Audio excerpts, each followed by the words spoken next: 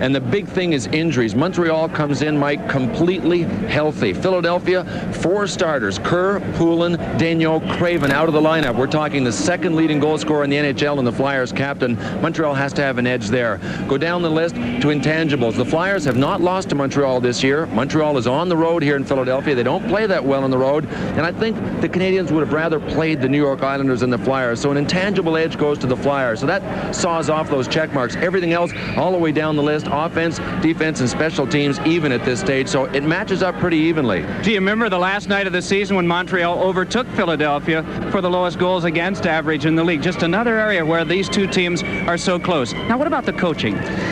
Well, these teams, I think, are similar because of the philosophies of the coaches, and I like the matchup of the coaches. They have a scientific approach. They both motivate, sometimes through intimidation, sometimes through praise, but in their approach to the game, they're very similar. Their teams play very similar style. It could be crunch time here tonight. The big ones are dressed for both teams, and we're anticipating that the boards and glass will be bent. Back to you, Tom. All right, Mike, I think you might need a ticket taker in the penalty box tonight. It could be that busy an evening for the gentlemen in the sin bin. These two teams play very similar styles, as Mike and Bill have just alluded to, and all they haven't met in several years in the playoffs. These two teams, whenever they get together, the tempers always seem to flare, and there's always a flair to the game. These games in the Wales Conference Finals will be played with a lot of emotion, I can guarantee you that. It's the Montreal Canadiens and the Philadelphia Flyers, Game 1 of the Wales Conference Finals in a moment.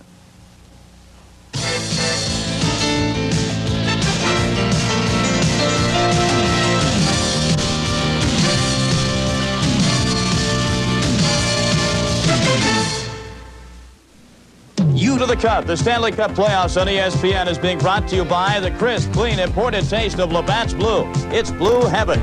And by Toyota. Looking out for you has made Toyota #1 in compact truck sales. And by Castrol, the motor oil engineered for today's smaller cars.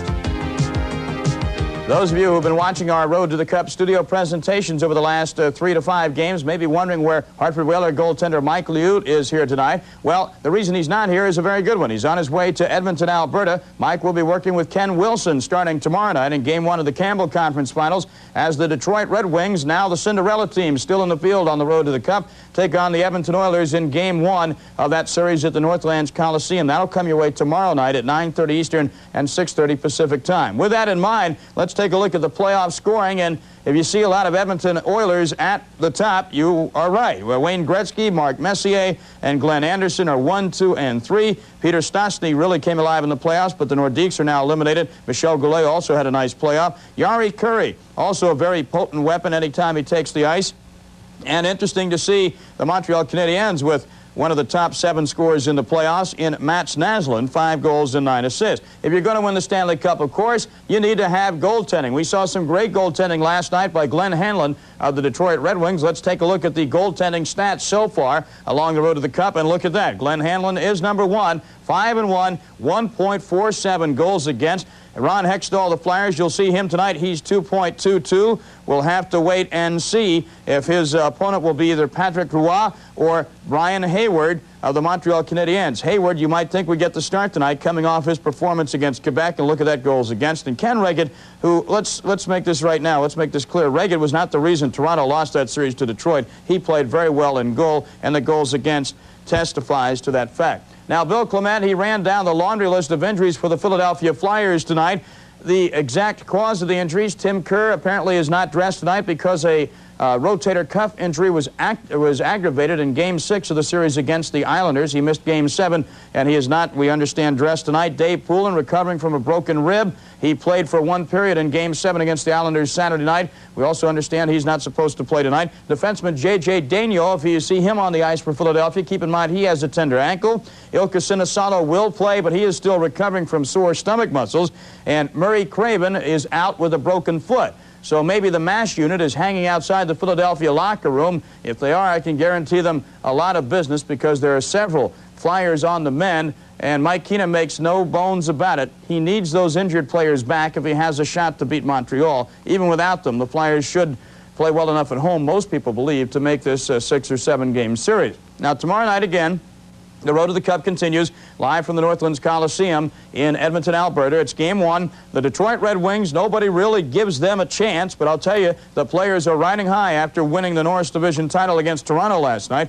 They'll be at Edmonton. If the Red Wings get a lead in that game and get the kind of goaltending they got from Hanlon in the Toronto series, who knows? Maybe they could give the Edmonton Oilers a run for their money. We'll see starting tomorrow night at 9:30 Eastern Time. And, of course, ESPN will be your place to be for Stanley Cup coverage throughout the Campbell Conference and the Wales Conference Finals and the Stanley Cup Finals as well. It's time to start the Wales Conference Final. Game 1, Spectrum in Philadelphia. Let's go live now to Mike Emmerich and Bill Clement. Thank you, Tom Mee. 17,222 on hand tonight for Game 1 of the best of 7. The officials for tonight's game, as assigned by the National Hockey League, the referee will be Terry Gregson, the linesman Kevin Collins, and Leon Stickle. Combined total of experience, 35 years. Remember Patrick Roy, the man that led this team to the finals last year and won the Stanley Cup? Well, he stumbled against Quebec, and who came in? Brian Hayward, the man with the lowest goals against average in the NHL this year. He's played so well in the last few games. Ron Hextall, the man that the Flyers are counting on to take them all the way. And the starting lines: Sutter with Dave Brown on right wing, Derek Smith on left wing. Corson starting at center for Montreal, with Lemieux on right wing, Momesso on the left, Green and Chelios. The defense for the Canadians, Howe and McCrimmon for Philadelphia, and we're underway with Game 1. Claude Lemieux dumps in, and the first bit of bench jockeying has taken place. As Lemieux threw it in, he came to the bench, and John Kordic is out on right wing. So maybe some firepower here of the fistic variety in the opening shift. Puck wrapped back around, Kordic after it, and Ron Sutter booms him to the ice, and down he goes. Meanwhile, it's Sutter right back out, carried off by Corson. Puck comes over for Howe, a drive, and a pad save made by Hayward. And Craig Berube is out now for Philadelphia. On with this comes Corson. Pass over for Momesso, but that puck tipped off him. And here's big Craig Berube up the wing for Philadelphia to Dave Brown. What an aggressive line the Flyers have out there right now as Berube sets his sights on Rick Green and steps into him. Play made by Chris Nyland, who's out now for Montreal. Oh, you can see the wheels turning, Bill. Well, it didn't take long for Mike Keenan to counter. Once Kordic got out there, he pulled Derek Smith off, and Berube jumped over right away. Dave Brown was out there, so I think they're ready to counter the the heavy artillery with the heavy artillery. It is Mike Keenan who has the lineup of Montreal in hand first, the lineup of that man, Jean Perron. And he chose Dave Brown to start on right wing after seeing Perron's lineup. He's checking something right now. It almost looked as if he was checking his list to see who was suited up and who wasn't. There was a crunching hit by Ron Sutter on John Kordic. Well, the Flyers want to establish that hitting game here. First stoppage has passed, and no protest on the lineup. Shift change on. They had brought Darryl Stanley out on left wing, Philadelphia had, but now it is Brian Propp, checked by Carbonneau. It is the Carbonneau, Bob Gainey, Chris Nyland combination for Montreal, and Gainey will go back to play. Check followed through by Scott Mellenby on Gainey. Play made ahead to Chris Nyland. And Nyland drops, going back for it is Crossman. Hextall arrives first. Whips it just along past Nyland, and it's played by Propp. So some interesting developments here in the very opening shift changes of this contest. It had been forecast as a banger, one that the aggressive players would have as much a role in, especially early, as the big scorers. And, of course, Philadelphia without their biggest, as Bill mentioned, in Tim Kerr. Check thrown by Nyland, and down goes Eklund. Brad Marsh comes in. Meanwhile, the puck comes to Larry Robinson. Alternate captain for the Canadians, his 15th Stanley Cup appearance, and Tocchet, fresh from the bench, rams into Lemieux. Walter, Smith, and Lemieux out now the front line for the Montreal Canadiens. And a pass over two lines stops the clock. They're rattling the ICBMs tonight, Bill. They're all here, and Rick Tocchet, one of the best. He's the kind of guy that Philadelphia drafts that doesn't have the skills, but he has the desire, and here's some of the desire with the crushing hit on Claude Lemieux.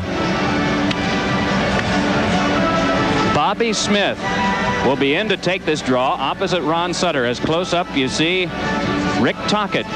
one of the leading penalty getters in the league, and in the season series between these two teams, Tocchet had a tying goal in the 3-3 tie and a winning goal in one of Philadelphia's 2 wins. The Flyers did not lose to Montreal in the 3 games. And since we've dwelt on the physical, in the 3 games there were 8 sets of coincidental major penalties for fighting. It is Tocchet to Ron Sutter. Couldn't pull the trigger. And then Chelios tied him up and Carson came by. This is Carson. Can't get it to the front. Puck wrapped around for Howe, but he's checked by Lemieux, kept by Ron Sutter. Flips one that's knocked down by Chelios, and Carson fights him off, and a shot on goal is trapped by Hayward off Tocchet.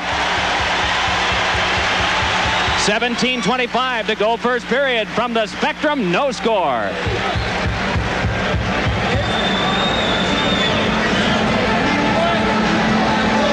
Who was that coming on?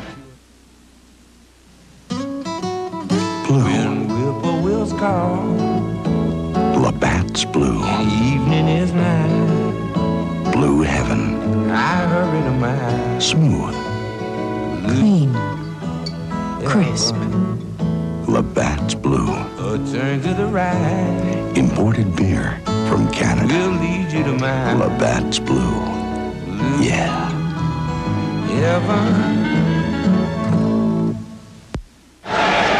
The line for Philadelphia is Zezel with Derek Smith and Sinisato, McCrimmon and Howe.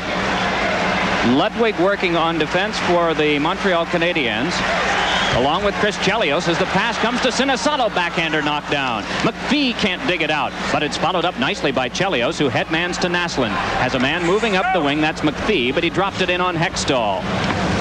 No shots Montreal, 2 shots for Philadelphia, and they move it back ahead with Zezel. Hammering one that's deflected away by Walter. In to scoop it up is Chelios, just skies one back out of play. And so the big scoreboard clock stops with 16:58 to go in the first period. No score. Boy, Mike Keenan's got his team pumped up. It's been all Flyers, at least in the energy department. We watched the Flyers take it into Montreal zone, and I have to wonder, Mike, at this stage of the game, and I'd wondered about it today, if there was going to be an emotional letdown for this tilt, who would have it? And I have to think that if it was going to be anyone, it would be Montreal, having played the ultimate against the Quebec Nordiques, and no one lets the players think anything other than the fact that they are playing in the biggest series of the year. So even though they moved on to the finals of the Wales Conference, and if they win this, they go to the finals, I have to think that perhaps tonight the Flyers might be able to catch them without that same edge of preparation. Mike Keenan is denied Daryl Stanley coming out on left wing and goes right down to the boards to glare out in the direction of Terry Gregson. Stanley, another one of the big men on Philadelphia's squad, and not at all timid. Well, you know, with the injuries that the Flyers have, it's no wonder that Mike Keenan is going to come with the heavy artillery, with the Stanleys and the Browns and the Berubes. He has to get an edge, and with Poulin out, their captain, Tim Kerr, 58 goals. He has to do something. He needs the edge. It is Green, but Derek Smith, checked by Chelios. Zezel, checked though by Svoboda. And Svoboda tries to lock up Zezel. In moving for it is Derek Smith and popped it away. Canadians trying to hurry out with it.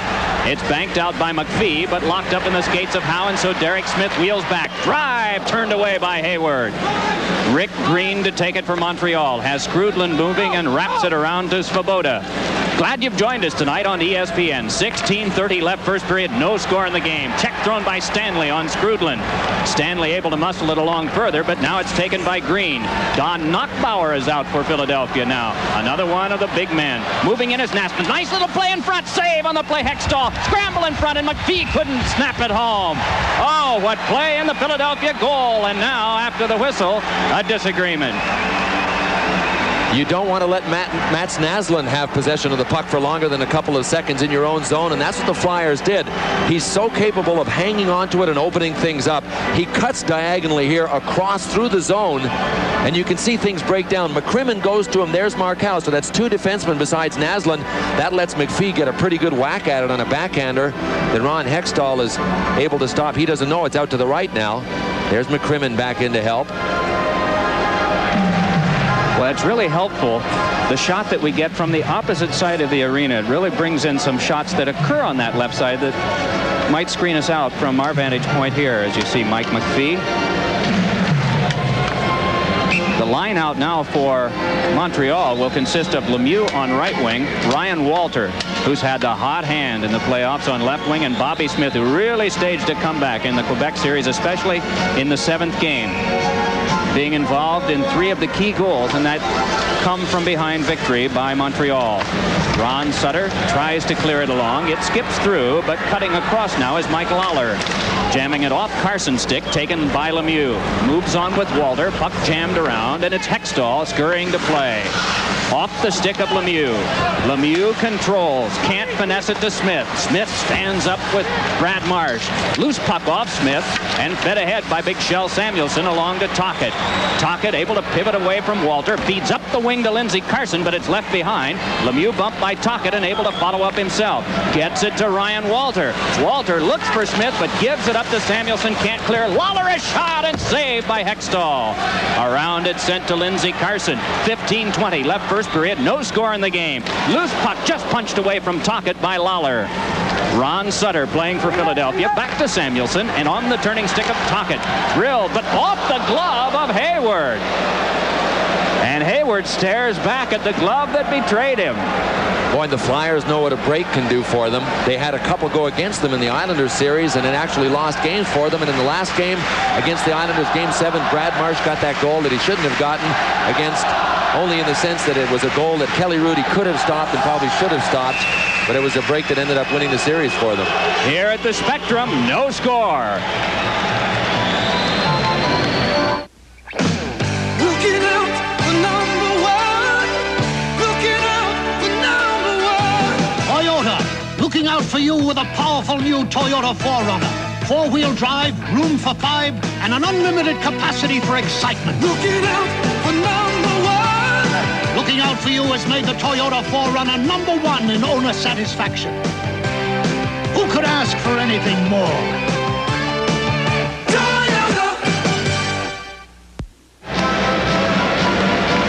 Brian Hayward on the left and Ron Hextall on the right. Both have their little idiosyncrasies. You can see Hayward pounding his pads down below to keep them low to the ice so that he can watch those low shots.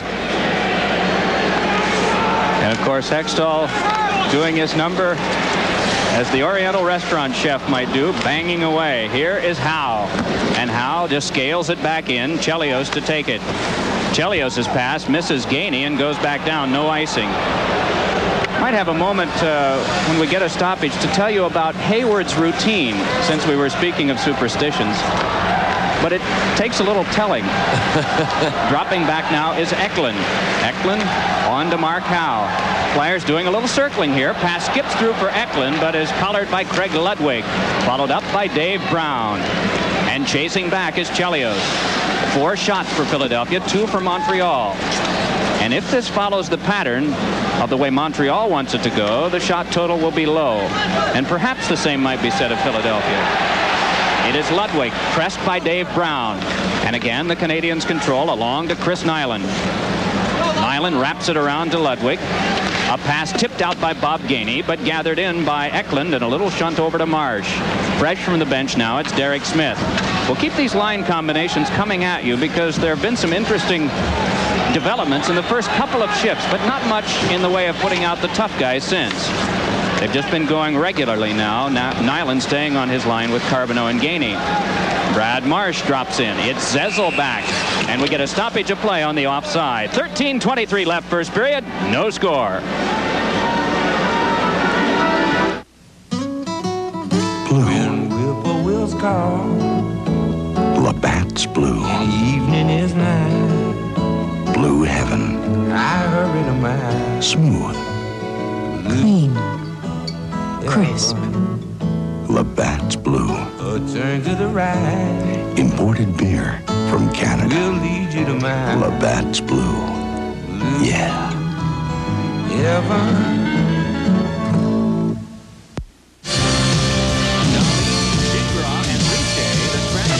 Montreal. Kerr Kerr, Daigneault, Hospodar, Poulin, Craven, Hill, and Tim Tukey for Philadelphia, as well as backup goaltender Darren Jensen.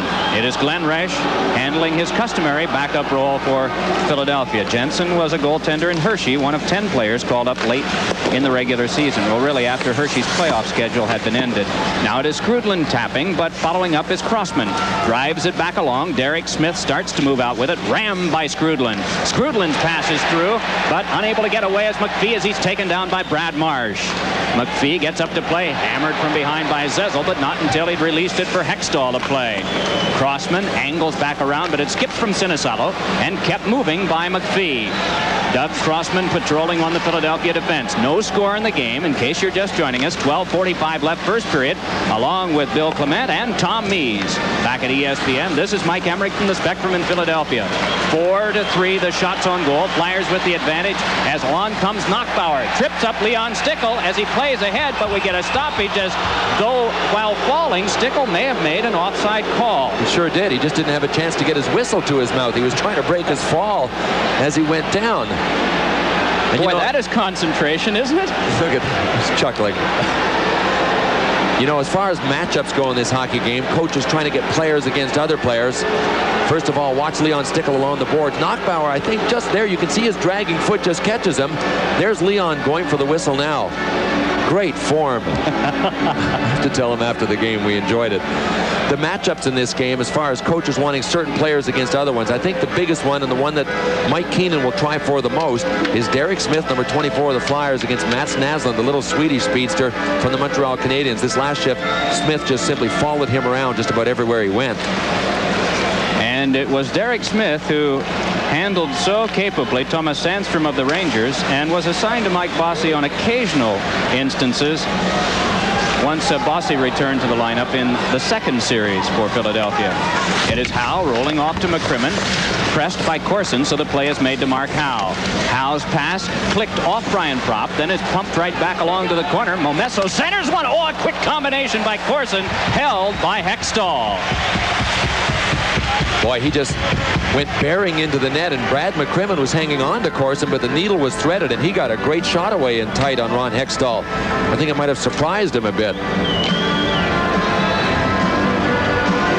Mark Howe, and so much is counted on not only defensively but offensively from him. And he's counted on a leadership standpoint too, Mike, and he's a quiet leader, a quiet superstar.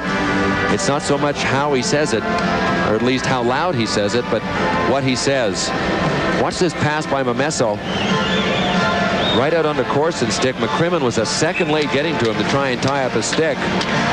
Well, the Montreal forwards can do some damage. That's a very big hockey team, big forwards. And the point will, I'm sure, be raised throughout the series is, can Mark Howe and his forward defense partners that Mike Keenan usually plays contain them?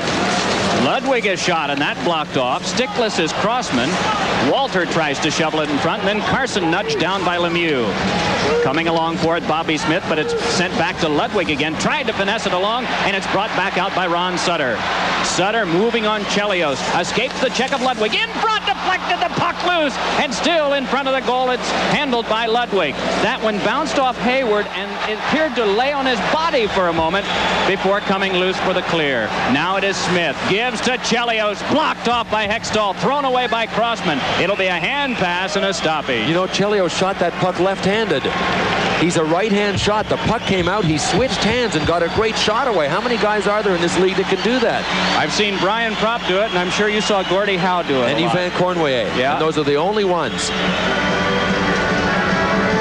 Boy, Tocchet is throwing his weight around, and now sooner or later you have to beware that he is coming. You start leaving the puck.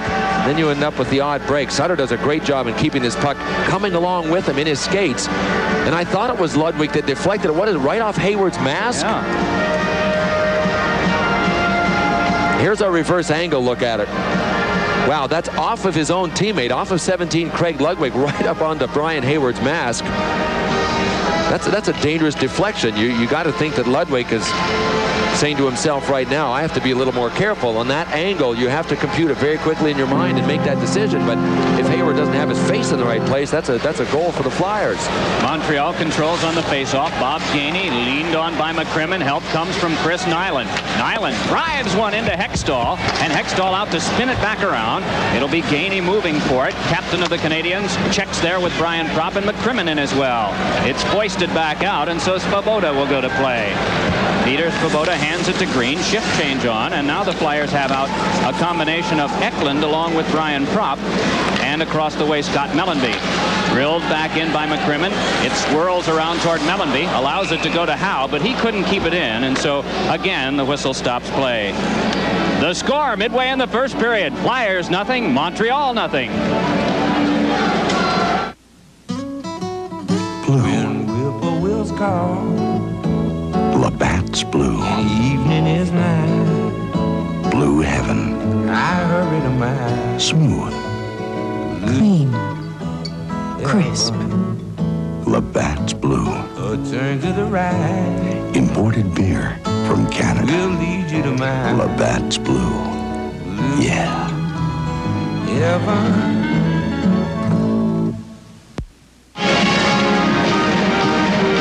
Zezel and Brian Skrudland for the face-off. We talk so much about face-offs and the Flyers' difficulty with them in the Islander series. They sure had a lot of trouble, and one of the biggest reasons is that Dave Poulin's not out there. Ron Sutter is now back and getting stronger, so he will help the face-off totals for the Flyers, but I think it's important to keep in mind as well that the Flyers won that series in spite of the fact that they were dominated by the Islanders on face-off. So that's not always the deciding factor, but it's a contributing factor. Howe to McCrimmon. Steps away from Brian Skrudland. Hands it to Zezel. Then over to McCrimmon. And McCrimmon drops for Howe, but that signal misread. And on comes Robinson. Plays it through, but just that quickly off the intended winger Brian Skrudland. So it's Mark Howe moving behind. The shots are 6 Montreal, 5 Philadelphia. No penalty so far in the game. The referee, Terry Gregson, 7th-year official in the NHL from Guelph. Puck turned along by Skrudland, given a bump, but it's right on the money. Pass comes across to Robinson, then up the wing to Skrudland. Sized up by Marsh. Robinson to Skrudland in front. Banned on the shot. It rolled off his stick, and Sinisalo moves it back out. On to Zezel. Zezel, a weak drive because of the checking from behind by Mats Naslund. Play made out to Naslund. Scoots toward Brad Marsh. Drops a pass to Ludwig. Ludwig dropped it too far, and now it's a 2-on-1 developing Philadelphia. Up the wing, Sinisalo. Cross ice off Derek Smith and kicked out by Hayward. Stoppage of play. Puck played by the high stick. No penalty call. No score in this game.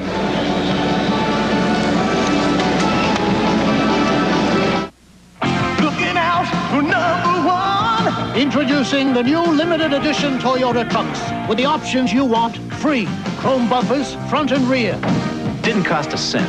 full carpeting, cloth bench seats, Not a penny more. sports striping, style steel wheels. Comes with the truck. The limited edition Toyota trucks, only $69.98. For a limited time only, get valuable options. Free. Who could ask for anything more?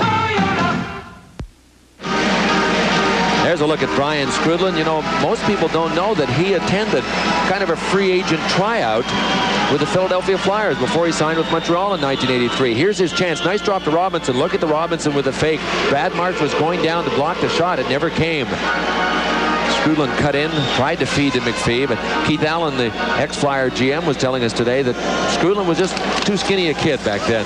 That's one of the reasons that they didn't sign him, but he's a strong force for the Montreal Canadiens now. He's a late bloomer, but he's come on strong. Samuelson takes his man out of the play, so it's Brad Marsh on Philadelphia's defense. Chelios keeps. Nyland sweeps it to the slot. Chance for Gainey, but that one off Samuelson. And it's played by big Craig Berube, man nicknamed the Chief. Hands on now to Mellanby, but he lost it to Chelios. Fresh from the bench is Carbonneau. Played it right into Brad Marsh at the Philadelphia line. 9 minutes left, first period of play. We have no score in the game. Marsh has it taken away by Carbonneau. Moves in. Down goes Samuelson, but the puck taken by Marsh.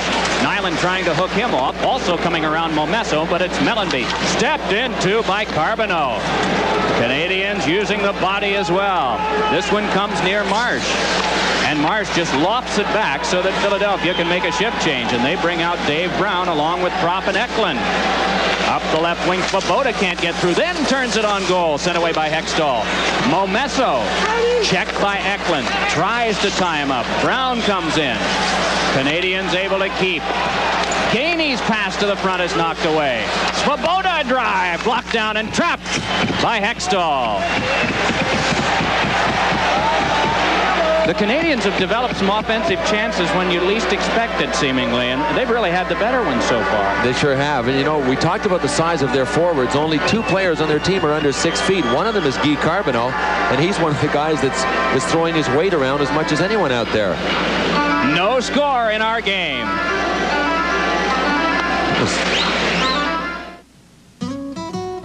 Blue. When whippoorwills call, Labatt's blue.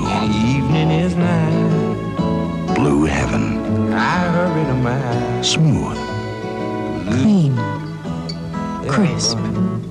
Labatt's blue. a turn to the right. Imported beer from Canada. We'll lead you to my Labatt's blue.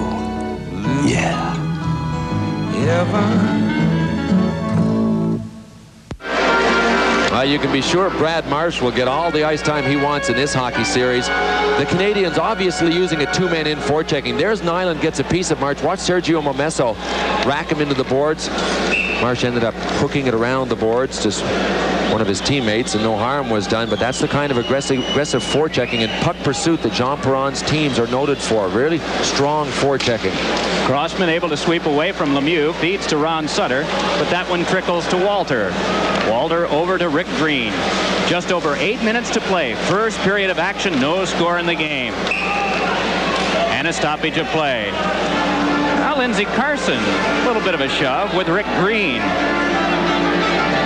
Mike, I mentioned earlier about Philadelphia dressing 5 defensemen. Rick Green, number 5, is one of 6 dressed for Montreal tonight, and at times they dress 7 defensemen, and that's a big question mark in a lot of people's minds. Shel Samuelson is considered the 5th defenseman for the Flyers. You have Howe, you have McCrimmon. They are a pair. Have Crossman and Marsh, and then Mike Keenan works Shel Samuelson in here and there. In a series like with Montreal, the big forwards will be a real factor that Philadelphia will have their hands full of, and it'll be interesting to see if Mike Keenan is forced to dress perhaps a guy like Mike Stothers, perhaps Ed Hospodar, and put him back there. Tonight, he's chosen just to go with 5 defensemen. And sooner or later, that is going to be a factor Mike Keenan will have to deal with. I asked him today, what are you going to do? He said, I'm just going to have to play it game by game and wait and see how the series goes. Because most teams dress a minimum of 6 these days. The penalties that were assessed, Carson for holding and Lemieux for high sticking. So the first penalties of Terry Gregson are coincidental, but these might not be. Berube wants to go. But the linesmen move him away, and it's Gregson taking Berube off the ice. There's the chief. High sticks to both of them. Well, the Flyers want to come with the heavy artillery, but we have to understand one thing here. Craig Berube is not a regular in the National Hockey League. He's a tough kid that works real hard and provides a lot of muscle for the Flyers. But there are going to be some defensive. There's the penalty right here at the bottom of your screen. Altercation followed. There will probably be some situations on the ice where the Flyers are going to sacrifice a little bit of defensive play when they put players on the ice that really aren't in National Hockey League modes at this stage of the year. Again, the penalty's coincidental, as Terry Gregson took Corson as well, with Berube, both for high sticking. Those penalties separated by only 3 seconds. And, of course, we still go with a full complement of skaters as Ron Sutter nudges out to Tocchet. Tocchet's pass to Stanley, and Stanley rolls, then moves out with Svoboda. Meanwhile, it's Green glassing it off, but McCrimmon with a drive, blocked off by Hayward. Puck taken back along and moved out by Momesso. Has Smith with him, but it's given up to Brad McCrimmon. Forcing the issue deeper is Momesso, but McCrimmon recovered along to Stanley, who just whips it back along. Shift change on. Zezel comes out along with Sinisalo for Philadelphia, joined now by Brian Propp. The puck punched away to Peter Zezel with 7:10 left, scoreless first period here at the Spectrum. Propp with a shot, and that one wide. Sinisalo there, but Mike Lawler takes it away, then gets away from Zezel, though this is Rick Green. Along to Naslund. Good outlet pass to Skrudland. Moving on a 3-on-2. Drop to Naslund. Shoveled the shot. Didn't get much on it, and it's handled by Hextall. Stoppage of play. You see what happens when Derek Smith isn't out there. Brian Propp is the winger that's out there facing Naslund now. Naslund just beat him out of the zone and came all the way down. If he doesn't fan on the shot, he has a great scoring opportunity. He was in the right place, but without Derek Smith shadowing him, Naslund has a lot more room out there. That line really has two of the better chances of the period, and both have wound up rolling off sticks. There's the drop, the 2-mile-an-hour shot. And you could see how much time he had. Brian Skrudland, native of Peace River, Alberta, played for Saskatoon in the Western Hockey League. Boy, we did a game up there in the Boston series. I'm having trouble keeping track now. Was it Boston or Quebec when his face was so messed up? He had a bunch of stitches in his chin. He had a black eye. It looked like his nose had been broken. He was cut on the side of his nose. You end a series in 4, you get a little time to heal, and his face seems to have healed. Yep. Skrudland set for the face-off test with Peter Zezel. Shots are 11 for Montreal, 8 for Philadelphia. 4 penalties evenly divided and all coincidental. Better opportunities in the game have belonged to Montreal. Puck rolled along by Howe, off Sinisalo. Robinson running some interference away from Derek Smith so that Lawler can play to Larry Robinson. Up the wing now it is McPhee. Hands over to Naslund. Trying to turn away from Crossman. Naslund leaned on by Crossman. Howe able to brush it back out. And still they work Sinisalo on the wing to Derek Smith. Smith tried to shovel one in front, but Lawler deflected it. Played now by Larry Robinson. Handed through Skrudland, and so this one will be chased down by Sinisalo. It didn't take Mike Keenan long to change Brian Propp for Derek Smith. Now it's Smith out there against Naslund. That's what he wanted in the first place. Robinson's drive was across the goal mouth, so it's Ludwig reconnecting with Robinson. Missing Naslund, getting Crossman. Fresh from the bench is Dave Brown, but this is Eklund moving in. Sized up by Ludwig. Eklund gives to Crossman. Blocked down by Hayward. Crossman carried off by Nyland. The puck played by Brad Marsh. Flyers seem to have had a little more time to set up their plays, and Hayward, it appears, has had a little more trouble handling pucks, but the more difficult ones have been at the other end. Turning with this now is Nyland. Has Larry Robinson breaking, but Nyland carries in deep himself. Little trickler poked away by Samuelson. It's Robinson playing. Along to Carbonneau. A shot deflected away by Brad Marsh. In goes Gainey. Checked off by Samuelson. Brown there as well. Whistle, stoppage of play. 5:18 to go. First period. We have no score. Looking out for number 1. Introducing the new limited edition Toyota trucks with the options you want free. Chrome bumpers, front and rear. Didn't cost a cent. Full carpeting, cloth bench seats. Not a penny more. Sports striping, style steel wheels. Comes with the truck. The limited edition Toyota trucks. Only $69.98. For a limited time only, get valuable options. Free. Who could ask for anything more? There's Dave Brown in front of Pelle Eklund, and when he gets his motors running and crosses the Montreal blue line, watch Craig Ludwig give him room. He backs up and he never goes to him. That tells you what kind of skill Eklund has. Defensemen are really reluctant to get too close to them for fear that they get burned. He made a nice pass to Crossman up on the play. Flyers defensemen thus far tonight really have been up on the play, and that's something else that gets more difficult to do when you only dress 5 and the game wears on and on and on, is to move up the ice as a unit, and that's something that both Mike Keenan and Jean Perron preach. You have to figure 4 weeks' time, and the Philadelphia team has gone 6 with one team, 7 with another. Now starting another series as Sutter's shot wound up going off of Hayward and brought back out by Lemieux. Run off by Carson. And again, the Canadians must chase. Batted away by Ludwig, but scooped up by Big Shell Samuelson. 4:50 to go in this opening period. Harry Neal, one-time coach at Vancouver, said, you know you're succeeding in hockey when you check the board for out-of-town scores and you don't even see any games. That's what these teams are involved in now. And every game the rest of the way, Campbell Conference or Wales, will be covered by ESPN. Tomorrow night, Ken Wilson and Mike Liut from Edmonton, where it'll be the Detroit Red Wings and the Edmonton Oilers. On On with this now comes Chelios. That one flies right in on Hextall. And just a little scooping motion to turn it over to Scott Mellanby. Now it is Marsh. Flyers fans haven't seen the scintillating action that they saw in the first period of the Islander game 2 nights ago. Talking it up now, hoping that will help. Green's pass taken by Brian Propp. Moves on Svoboda. Curls, hoping for a pass. Mellanby moving in. Checked off by Shane Corson. In comes Svoboda. Pumped loose to Propp. Takes a look and spins it across the goal mouth wide. With it is Howe. In front. Save on Propp made by Hayward.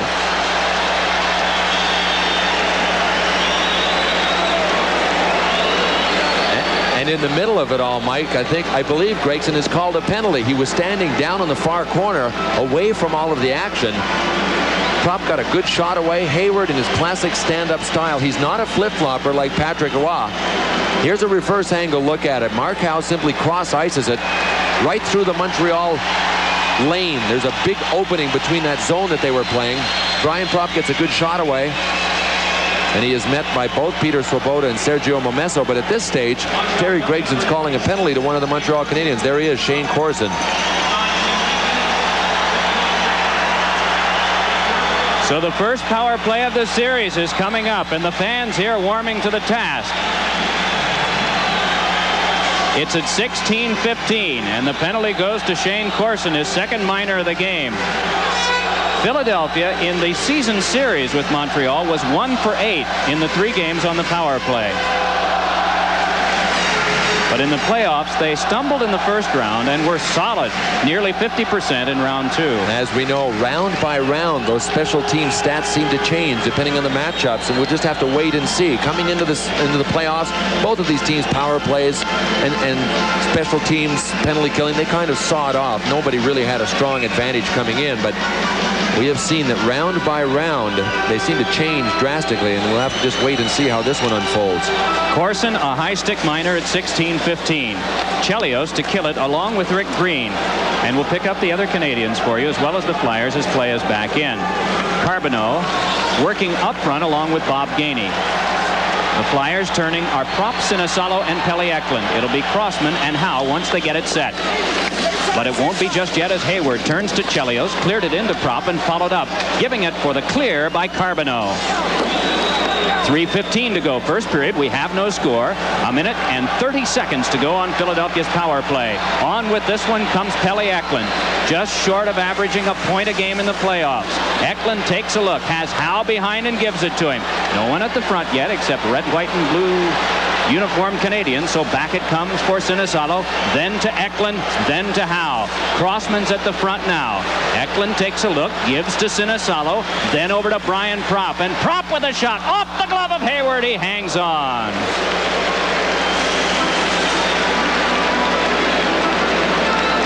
Pretty conservative, it seems. Well, the Flyers are working it around the Montreal box and not through it at all, but that's what they like to do. They try and get that man right in the middle of the ice open for a shot. And here he is now, Sinisalo. He will look for the shot, then he elects to pass over to the side to Propp. It's not a great angle for Propp. You can see he was waiting for hopefully some traffic to get in front, and he went high to the glove side on Hayward, but it was still a pretty sharp angle. You can see Mark Howe in there from the reverse angle trying to work the screen. Hayward keeps his eye, follows it all the way. But they're waiting for Montreal to break down and to go for some of the passes that are coming around the umbrella from one side to the top and then over to Brian Propp. Montreal will simply remain stable in that box, and sooner or later the Flyers, if they don't penetrate the box with some bodies and skate through them, the Flyers will ultimately be forced to shoot from outside the box as Propp was. Zezel on the face-off tie-up. Chelios clears, but to Crossman. Drive by Howe. Off a skate in front. Loose one swept away to Gainey. Canadians move out. They have a 3-on-2, but it appears Propp will catch up. Moves on Gainey, and Brian Propp tries to hook check it away. Then Gainey stepped into by Howe. Still, they battle for it, and Bob Gainey just chewing up some more time in the Canadian shorthanded situation. It's down now to 35 seconds yet to kill. On comes Mellanby. Tries to turn by Chelios. Drops to Zezel. Checked, though, by Gainey. Zezel hands on to Crossman. Feeds across. Drive. Score! Brian Propp, 1-0.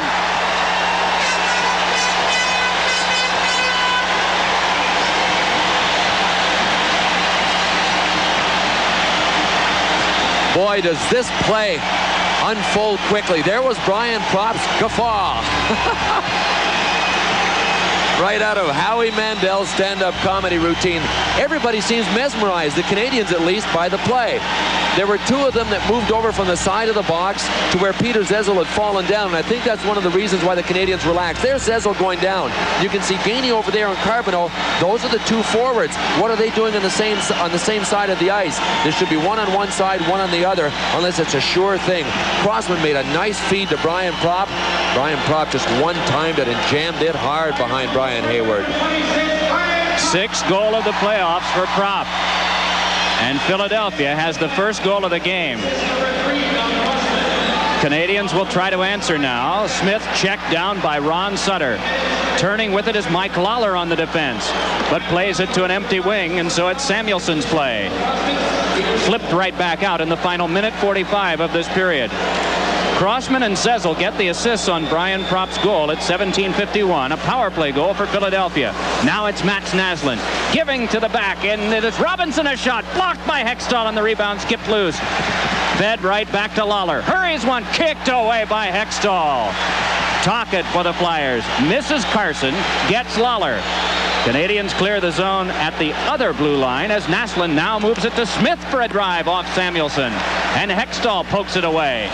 Ron Sutter for Philadelphia in the final minute and 11 seconds, but Terry Gregson has spotted a Flyer penalty, and so Montreal will get a chance to put its power play into operation.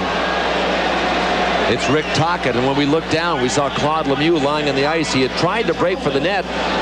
We'll see what the call is. It might be interference or holding. Yeah, it's holding. Lemieux trying to go to the net to create some interference. Tocchet dragging him down.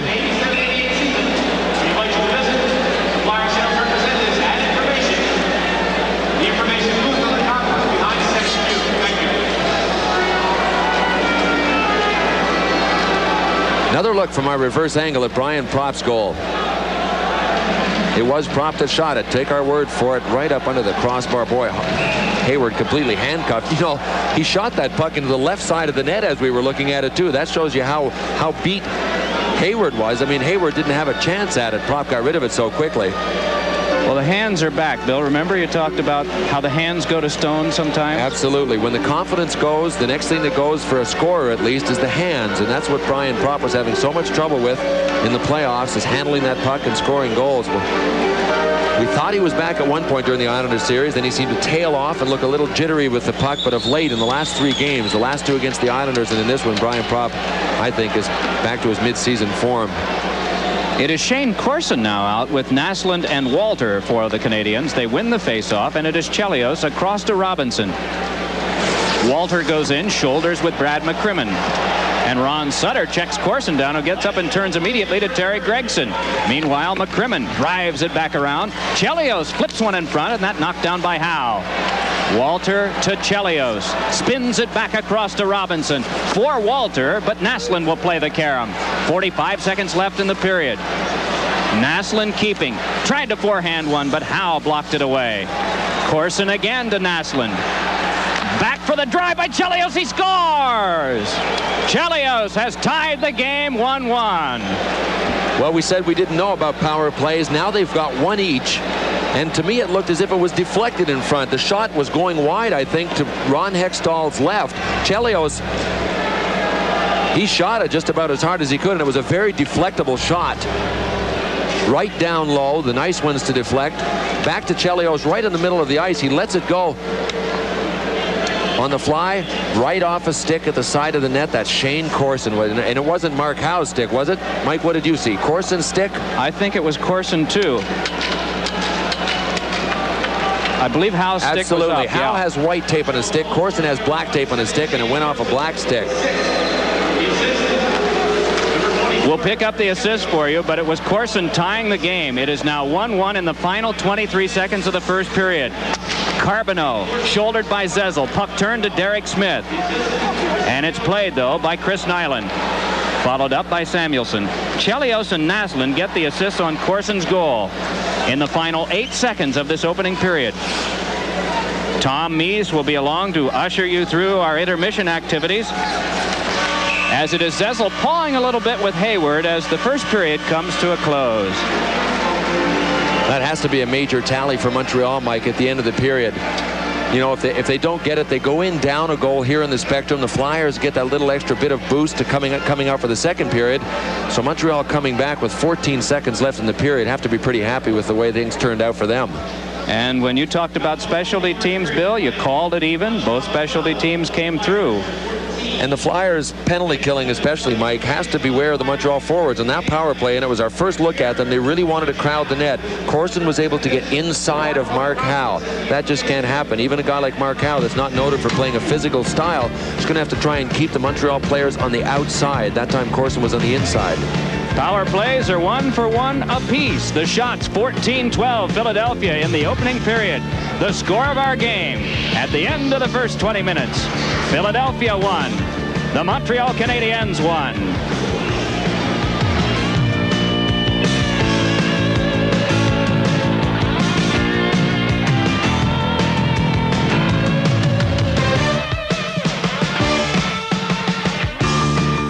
Small cars are tougher than ever on oil. Their high-compression engines not only rev high, they can run hotter than regular small car engines. Their searing heat can begin to break down an oil immediately. That's why there's Castrol, the only leading motor oil that in every grade provides maximum protection against viscosity and thermal breakdown. So use Castrol before your engine does something to get you heated up. Castrol, engineered for today's smaller cars. If you can dream it, you can do it. Today, the Prudential can show you a new world of financial opportunities. Look to the Rock. For mutual funds, stocks and bonds. Feel its strength in CDs, insurance and mortgages. With the right choices, the right guidance, the sky's the limit. The Prudential. Your rock in financial services. Introducing the G-Shock 5200 watch from Casio. The sports watch that's ready for action with a built-in shock absorber. It's tough, so tough, this G-Shock can take a slap in the face and not even flinch.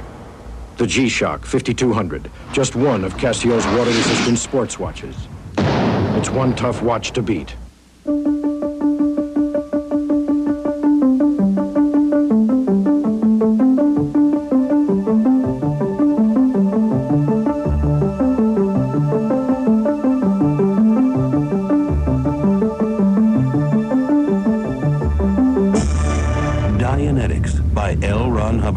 Buy your copy at B. Dalton's, Walden Books, or wherever paperbacks are sold. A fresh look at today's problems.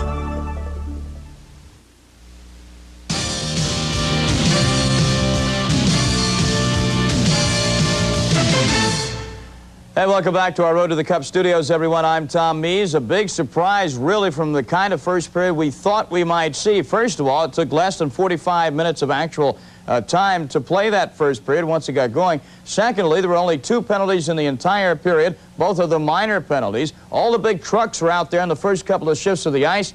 I think they were just out there to say a message to each team, that is, you can't take advantage of us physically. And once they got that thought across to each other, they settled down and play hockey, and we're tied at 1 because of 2 power play goals for the Flyers and the Montreal Canadiens. It is 1-1 after 1. Well, of course, both these teams you're seeing tonight got to the third round of the playoffs, the Wales Conference Finals, because they won their respective divisional semifinals and finals. Let's take a look at the brackets in the Adams division. Montreal, of course, wiped out the Boston Bruins in 4 games, then beat the Quebec Nordiques in that thrilling 7-game series after Quebec had eliminated the regular season Adams division champion Hartford Whalers in 6 games. So Montreal and Quebec went a thrilling 7 games, and Montreal won it 5-3 in the 7th game to win the Adams Division playoff title. Now in the Patrick Division, of course, the Washington and the Islanders series will ever be remembered for the 7th game that went into the 4th overtime. Maybe that really was the Islanders' undoing. They came into Philadelphia for game 1 of that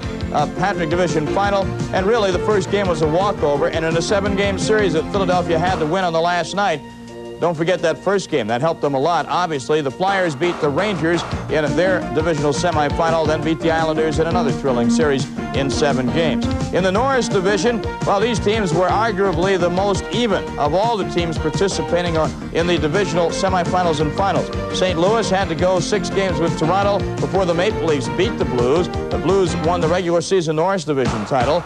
Detroit and Chicago was a real blowout from start to finish. The Red Wings winning it 4 games to none. But the series that was just concluded last night in the 7th game at Detroit, Toronto led the Red Wings, you may recall, 3 games to 1. Detroit becoming only the 4th team and only the 3rd franchise to come back from a 3-1 deficit in the playoffs. And now they will meet the odds-on favorite to recapture the Stanley Cup, the Edmonton Oilers. Yes, in the Smythe division, let's not forget that Edmonton lost its first playoff game, Game 1 of the series against Los Angeles. They then won 4 in a row from the Kings. They won 4 in a row from Winnipeg. So Edmonton is on a roll and playing the best hockey that maybe they've played in the last couple of years. Calgary was favored by some to beat Winnipeg, but they had trouble with the Jets in the regular season, and they had more trouble with them in the playoffs. Winnipeg eliminated them in 5 games before being swept themselves by Edmonton. So after 1 period in Philadelphia, the Montreal Canadiens with a late goal, tying up the Philadelphia Flyers. It's 1-1 after 1. You can't get more even than that. The road to the Cup continues from our studios in a moment.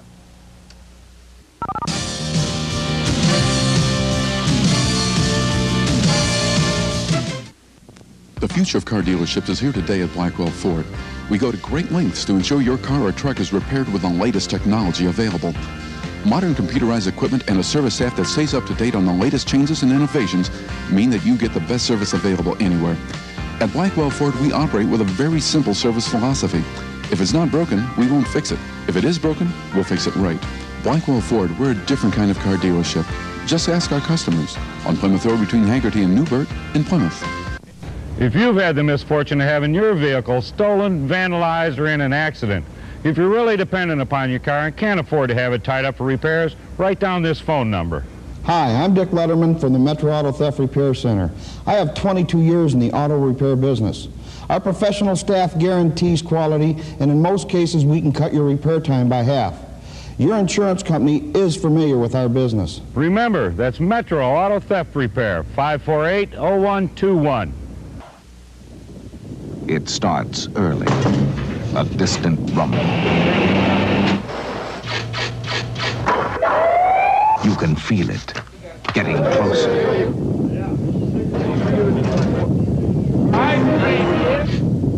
Magical, unstoppable.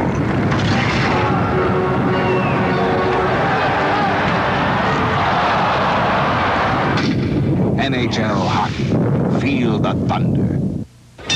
Powerful punches, bruising action on ESPN's Friday Night Fights.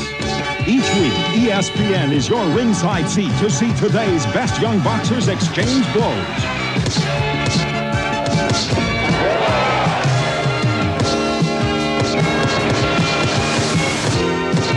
Count on championship rounds of top-ranked boxing live on ESPN. Last night, our road to the Cup stopped at Joe Louis Arena in Detroit for Game 7 of the Norris Division Finals between the Toronto Maple Leafs and the Detroit Red Wings. The Red Wings came back from a 3-1 deficit. They gave more than 20,000 fans a night they will long remember in Detroit. You know, our fans last year, they stuck with us through it all, and all year long this year they were there. And the Red Wing fans had something to cheer about early as Adam Oates, number 21, is stopped first, but he gets his own rebound and beats Ken Reagan. Joe Louis Arena erupts. The Red Wings take a 1-0 lead. But the real key in this game for Detroit, the goaltending of Glenn Hanlon. Number 17 for Toronto, that's Wendell Clark. His backhand is a save. The rebound also a save. No doubt about it, Glenn Hanlon was coming up big in between the pipes, and his teammates knew it. Oh, Glenn has come up so big for us. I don't think there's enough words that can describe how he played for us. First period, he made saves that were unbelievable. And, you know, you can rebound off those and try to create your own chance. When you get those type of chances that you're going to not want to work for the guy. Early in the second period, defenseman Mike O'Connell sends Steve Yzerman in alone, and Yzerman beats Reagan high to the glove side with a perfect shot. The Wings led it 2-0, and more joy in the Motor City. And just a minute, 11 seconds later, look at the nice cross-ice pass from Adam Oates to Darren Veach. No one in front of him. He beats Reagan, and the Wings take an insurmountable 3-0 lead. But there were more heroics to come from Glenn Hanlon in goal. Vincent Domfus, number 10 for Toronto, tries in vain to dent the scoreboard. Hanlon with a quick glove hand. For the Leafs, extreme dejection in the wake of losing a 3-1 lead in the series. For the Red Wings, well, Jacques Demers, in his first year in Detroit, leads the Wings to the Campbell Conference Finals. A special moment for some victory-starved fans in Detroit. You know, it's a great feeling that we can take away from you. It's we came a long ways. We battled back. We lost our first place, but able to come back and win a division like this, it's a great feeling. Oh, it's just great. What can you say? This hockey club, we've made great strides this year. Everyone's worked hard, put their heart into it. Jacques done a great job. All the coaches have, and it's just a great feeling right now. Yeah, we had a bad season last year. It was really disappointing, but Jacques come and he gave the whole team new life. He picked up some needed talent we needed, and this year he's just turned us around. He's got us believing we can win, and so far so good. Glenn Hanlon's second 3-0 shutout in this series. The first time a Red Wing goaltender has pitched 2 shutouts in one series in Stanley Cup play since Terry Sawchuk did it. Sawchuk did it back in 1952. The road to the Cup continues in a moment. We'll be back with a Bud Light scoreboard.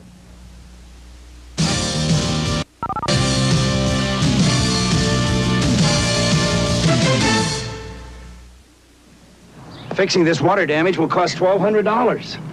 Could I have prevented it? You could with Thompson's Water Seal. This water damage is going to run $750. What would have stopped it? Prevent water damage with Thompson's Water Seal. Simply brush Thompson's on wood, brick, or concrete, and it penetrates to form a barrier water can't get past, even when driven by 98-mile-per-hour winds. This time, I'm going to protect my new deck with Thompson's Water Seal. A great defense against repair expense. Look at this. The marijuana can mess you up. Right. We've been getting high for what? 15 years? Nothing's ever happened. Did I get into all the drugs and start mugging people? Nah. Didn't do anything. In fact, I'd say I'm exactly the same as when I smoked my first joint. Eddie, did you even look for a job today? No, Ma. Marijuana can make nothing happen to you.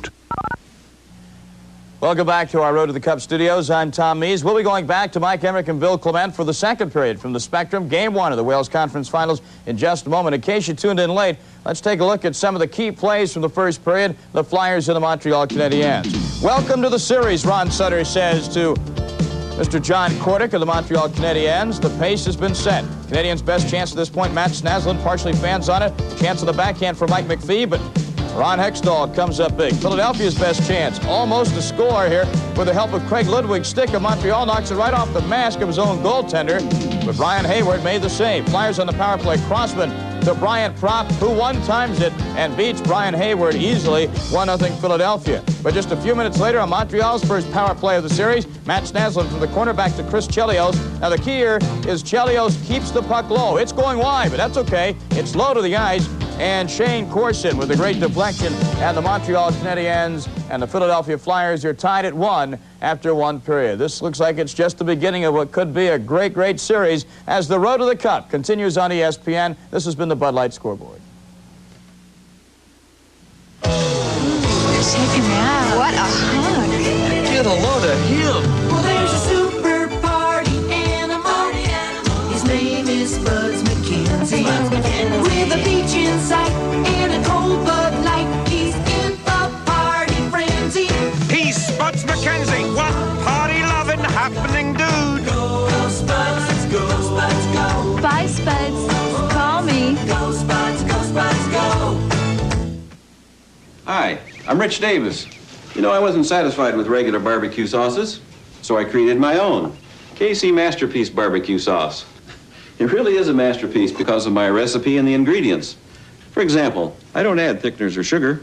I use rich, dark molasses instead. And that makes a world of difference in the flavor. Masterpiece, you know, might sound a little pompous for a barbecue sauce, but try it. See what you'd call it. KC Masterpiece. You'll see. If you use these credit cards to buy gasoline, you have to pay more than the cash price. But at Shell, you don't have to pay more than the cash price. You pay the same price, cash or credit. So right now, Shell stations are accepting these cards, and you can ask for a Shell card of your own. There is a difference between our card and their cards. we don't charge you more to use ours.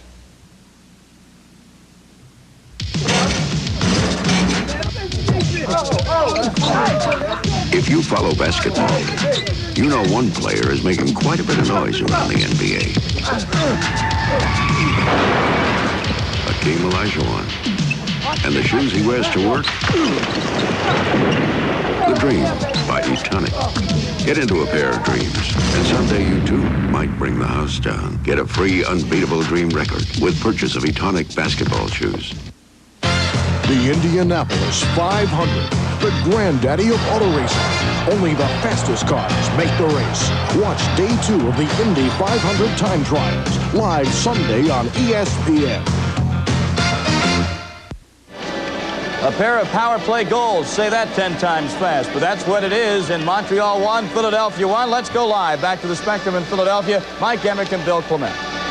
Thank you, Tom. Scoring in the first period, Brian Propp on a power play from Crossman and Zezel, his 6th at 17:41. And then on a power play, Shane Corson, his 6th of the playoffs from Chelios and Naslund at 19:26. Well, Mike, there was a lot of hitting in the period. We thought there would be. It was like a couple of heavyweight fighters feeling themselves out in the early rounds. And I think the Flyers have to be aware that the Montreal Canadiens are not going to be intimidated. They're a big, strong hockey team, very disciplined.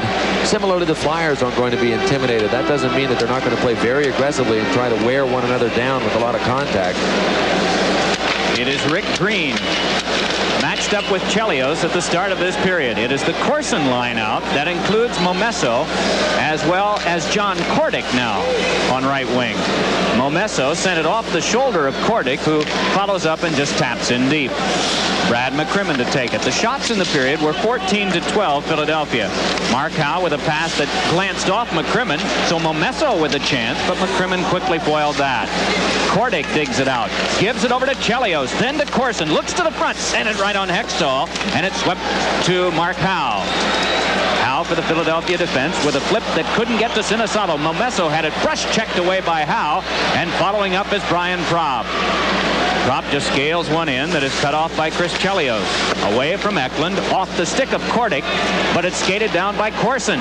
Pivots away from Tocchet's checking, but wanted to execute a shift change, and so the play just breaks down. It is Lemieux flipping. And this one comes over to Doug Crossman's side. And we get a stoppage of play on an offside with 1:05 gone here in the second period.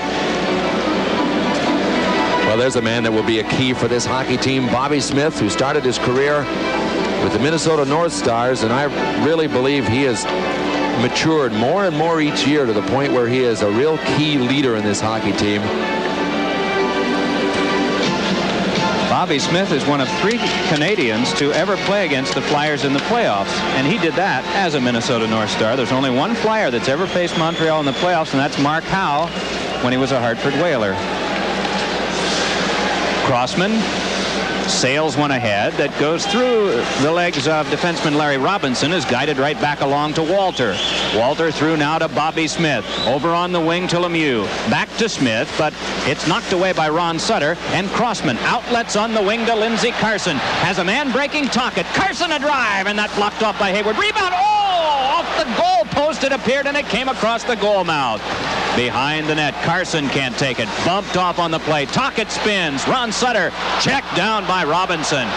Play picking up here in the second as Sutter, carried off for the checking of Bobby Smith, fights his way through. Ron Sutter tries to curl the net, and the shot blocked off. There'll be a penalty coming up, and the Flyers will get the power play. 18:10 to go, second period. Game tied at 1.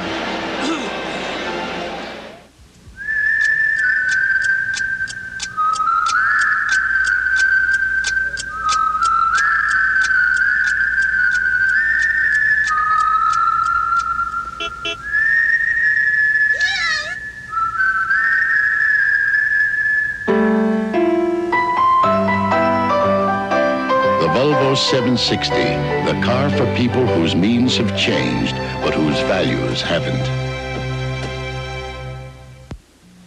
Road to the Cup is being brought to you by Volvo, a car you can believe in. By Dickies, they're America's favorite work clothes, but who says you have to work in them? And by 7-Up, feels so good coming down. Philadelphia Power Play coming up. Let's go back to Mike and Bill. Lawler, a roughing minor at 150. Philadelphia won for the previous one on the power play. Power plays have been perfect tonight. Specialty team penalty killers have been imperfect. Yeah, and we had talked in the first period about the face-off totals and the troubles the Flyers have had in the playoffs, especially against the Islanders. They've closed the gap a bit. The totals aren't as disastrous as they were against the Islanders. Montreal won 14 that period. The Flyers won 9, but they're still trailing them in a key statistic. Eklund feeds off. Pass in front by Sinisato, deflected away. Howe tries to keep, but is forced further now by Carbonneau's checking. Howe able to feed it through to Crossman. Sinisato and Eklund we've mentioned. We didn't tell you that Brian Propp is out on this power play. Chelios and Green, the back line. Up front, it is Gainey and Carbonneau for the penalty-killing Canadians. Crossman drops. Eklund has it just knocked away by Gainey. And so Ron Hextall comes out to sweep it away. 17:35 to go, second period. Game tied at 1. In comes Brian Propp. Angles it behind. Sinisato there. Pivots. Has Eklund in front. Propp with a shot that was dubbed. And the loose puck scooped up by Sinisato. Propp is at the front. The puck is to the back to Howe. Over to Crossman. Propp once more. Eklund moves away from the front of the goal, and now the Canadians take over to just clear as far as center ice. 17:05 to go in the second, and the penalty clock is ticked down now to 55 seconds. Eklund moves in, has Sinisato moving to the front. Eklund, wrist shot, save, Hayward, rebound, sent away. As Propp got a piece of it, but so also did the Canadians' defense. Green trying to muscle it along. Gets it over for Gainey, but right back to him it comes. Eklund points it to McCrimmon. Slams one, and that went into Gainey. Quickly to Eklund. Eklund shot. Good block made by Hayward. Crossman to McCrimmon. Over to Eklund. Still waiting. Over to Propp. Then to Eklund once more. At the front, Sinisato. McCrimmon to Eklund. Slams one. Side of the net. Propp feeds across. Oh! Unable to reach it was Crossman, and the Canadians clear. You got to feel at this stage, Mike, that the Flyers are going to miss Tim Kerr more and more as each power play unfolds. A couple of rebounds in this particular power play that he would have gotten to. Pelle Eklund and Ilkka Sinisato just aren't strong enough to get in there for those rebounds. Tim Kerr is. He led the NHL in power play goals this year. Lawler out of the box. Teams back at full strength. Game tied at 1. 16 minutes to go, second period. Back comes Scott Mellanby for Philadelphia. Watched by Ludwig, and that blocked by Ludwig nicely on defense. Ahead comes Zezel. Fights his way from Skrudland. The puck in on Hayward, who hangs on. Here from the Spectrum in Philadelphia. Another...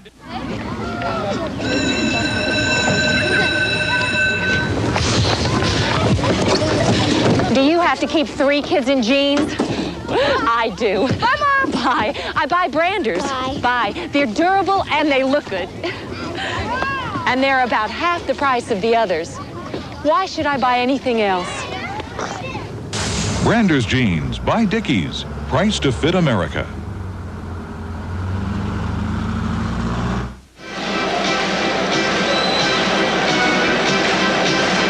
Mr. Hextall, third lowest goals against average.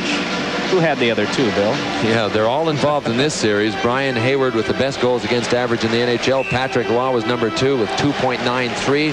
Ron Hextall at an even 3. So we should be in for some goaltending exploits in this series. Of course, take a look at Glenn Hanlon with Detroit, the way Kelly Rudy played, and we talked about it all year and how goaltending becomes bigger and bigger and bigger. And we got 3 of the biggest in all of hockey here in this series. Remember when occasionally a goals against average would be down below a 2? Years ago, the last guy I remember was Ernie Wakely, who played for the St. Louis Blues. It was 1.9 something, and I believe it was right around 1971. Turning with this is Derek Smith. Smith checked by Robinson, rolls along to Mellanby. Scott Mellanby dumps it back off. Smith moves to the puck, hammered by Skrudland. Still they work, and Robinson able to step away. 15:30 to go, second period, game tied at 1. Mats Naslund moving on Brad Marsh, drops it to McPhee. McPhee shovels one for Skrudland, but he's checked tightly by Zezel, and so it's Brad Marsh fighting his way from the Canadian forecheckers and clearing out. Followed this up, Zezel, but taken by McPhee. On to Mats Naslund. Drops for McPhee. Checked by Samuelson and ridden off the play. Then Zezel tripped down. Puck followed up by Skrudland, who tries to center, but Marsh denies him. Still they work. Larry Robinson and Scott Mellanby. Puck taken by Marsh. with a look-up ice, shovels up the left wing, and it's Derek Smith poking it in. Peter Svoboda, defenseman for the Canadiens, just rolling it off to Robinson. They move it right back out. It's Naslund on to McPhee. And McPhee just shovels so that Ryan Walter can hop over the boards, joined by Smith and Lemieux. The defense, Green and Svoboda. Mark Howe for Philadelphia. Along now to McCrimmon. And McCrimmon just plays one in. Rick Green pivoting on defense. Then to Svoboda. Stood up by the check there of Mellenby. It is Smith rolling back along, and Mellenby checks again. McCrimmon has shot that block down. On come the Canadiens, and up the wing it is Lemieux. Mark Howe steps into him. Along for it was Smith. They clear, though not out. Walter jams, but Howe has it for Philadelphia. Mark Howe moving on out, has Ron Sutter with him. Howe with the drop to Sutter. Finesses back for Mark Howe. Green in to check him. And Green nicely poked it away. Sutter steps into Smith. Puck jammed along by Tocchet, and Brian Propp rolls it for Sutter. Can't center because of Rick Green on defense. Sutter trying to fight off Green once more, but it skipped to Bobby Smith. 13:40 to go, second period. Penalty box empty. There have been 3 total power plays in the game. 2 for Philadelphia, 1 for Montreal. Both teams have a power play goal, and that's our total score at 1-1. Ludwig, but an offside pass stops the clock. From the Spectrum in Philadelphia, we hope you're enjoying our telecast on ESPN. It's 1-1. We'll announce the final cuts after tomorrow's practice. I can't sleep and I lay and I think. You gotta start hitting from out there, Harris. Oh, I need a drink of cool, cool rain. The way to stay cool is clear. 7-Up feels so good coming down. Rain on me. 7-Up, yeah. Face off to result. Leon Stickle will drop the puck. Stickle, 39 years of age, in his 17th year of calling the lines in the NHL, a native of Toronto. Puck won by Ludwig. And the Canadiens work in. They try a little pass in front, but Corson carried off by Samuelson, and Hextall flips it away. It is Craig Ludwig connecting on to Corson. Puck dropped along, and furthering it is Kordic. And Kordic with a rising shot off the glass. Propp guides it back out to Dave Brown. Has a man up the wing, Eklund, but the play is in on goaltender Brian Hayward. Chelios turns away from the checking of Eklund, has trouble, and then Brown bumps him to the glass. Canadiens advance it back up, and Corson unable to find a handle. Samuelson trying to guide it away. And then down goes Brown. Also just getting up is Momesso, as Hextall goes out to direct some traffic now after initially having trouble. It is Crossman. Crossman on to Brian Propp, then to Eklund. A pitcher's battle you're watching here. Not too much in the way of offensive opportunity. And when there is, it's foiled either by defense in front or by the goalkeeping. Budweiser keeps this action going so you can enjoy the game. For all you do, this Bud's for you, the cold, crisp taste of Budweiser. It's really a contrast to the game that we saw against the Islanders, where the Flyers came out with a great deal of fury, but this one defensive-minded. Well, I think Montreal is a big contributor to squashing that fury. Philadelphia came out early in this hockey game and started throwing their weight around, and Montreal took their lumps, took their hits, and started hitting back, and sooner or later everything kind of stabilized. But very often you don't just do what you want out there. There's somebody to be contended with, and when you're as big as the Montreal Canadiens, you just can't always establish the kind of game that you want out there. One thing that the Flyers have established in this period is keeping Montreal off the shot clock. Montreal had a dozen on the Flyers in the first period, but we're down to 12-14 in this period. Montreal has yet to take a shot on Ron Hextall. This is Lawler centering, and that cut off by Craig Berube. Puck played by Samuelson. Advances it on to Mark Howe. Has Mellenby on his left and Knockbauer on his right. The give to Knockbauer. Off the side of the goal with a shot. He was in deep, and it was tough. On now it is Carbonneau. Pass flipped on the wing for Nyland. Can't control Howe, but Carbonneau answers again. So it is Hextall leaving for Shell Samuelson. Samuelson moves out with a pass that's given up to Larry Robinson, turned right on to Carbonneau, then for Nyland, but under his stick. Hextall flips it back to Mellenby, up the left wing to Craig Berube, and Berube with a shot into Larry Robinson. Berube wraps it around. It escapes Lawler's reach, along for Carbonneau, checked from behind by Knockbauer. And a stalemate, but the clock stopped. 11:22 to go in the second. The score remains Flyers 1, Montreal 1.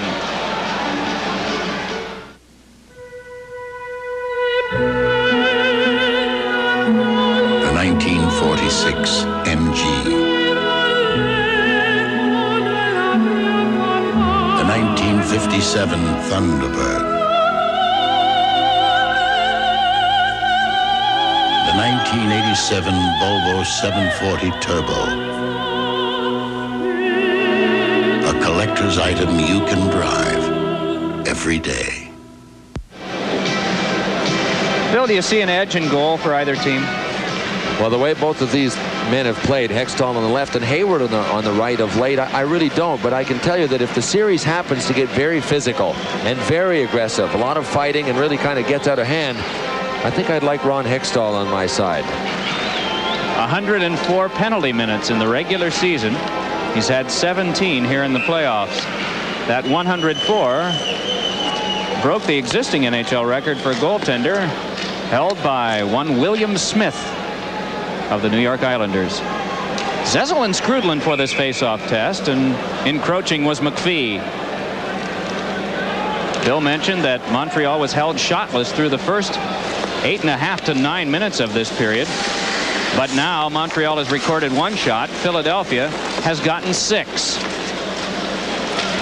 Puck played by Green, hammered right back in. Hextall converges to play. Flips it right up on the wing himself, and turning with it is Derek Smith. Smith's pass went through Sinisato, who'd been checked by Svoboda. Green bumped off by Zezel. Zezel can't play, though, and it is Green run into by Derek Smith. But again, the Canadians turn in tandem on the wing. Out with it is Skrudland. On the wing to Mats Naslund. Naslund looks for a pass. It's Svoboda. Drive. Blocked down by Zezel. Hurries it along to Derek Smith. Advances it up the wing to Sinisato. Nice pass to Doug Crossman. And here's Crossman with a shot. Deflected into the seats by the ever-steady Rick Green. You know, Derek Smith is out there against Naslund. We talked earlier about that matchup, but he doesn't really seem to be sticking right beside him. Mike Keenan has given him the liberty to take some offensive opportunities and to get into the other end, but you can see what happens when Naslund carries the puck into the Flyer zone. Guys like Doug Crossman, Brad Marsh are backing in because they're respecting his ability, and then Naslund cuts back up ice a little bit and buys himself a little more time, and that's what basically happens when you hang on to it and buy yourself time offensively. Sooner or later, the defensive play breaks down. I remember at Rendezvous 87, we talked about the Soviets doing that so well, is hanging on to the puck long enough in the offensive zone for things to break down, and that's what Naslund brings to the Montreal Canadiens team, as does Bobby Smith. Naslund has 14 points in 11 games, and he is a +3 player through the rounds of Boston and Quebec. It is Lemieux angling in. That swirls away from Hextall, and Lemieux, the first one there to center through the legs of Shel Samuelson. Tocchet moves it back out. On now to Lindsey Carson. The defense converges, and they're able to knock it away. Ludwig sending it back in. And it is Ron Hextall out to whip it along. Chelios then stepped in with still Bobby Smith and Walter in the zone, and so offside is called. And not an intentional offside? Chris Chelios had the puck, and 2 of his players were all the way in behind the goal line, and he simply marched across the line. Mike Keenan shouting out the names of the guys he wants out there. Ron Hextall just turned 23 yesterday.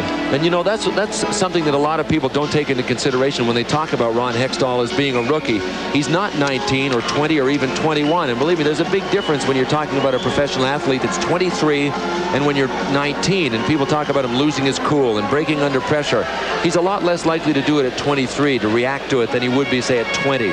3 years of pro is a lot of extra training.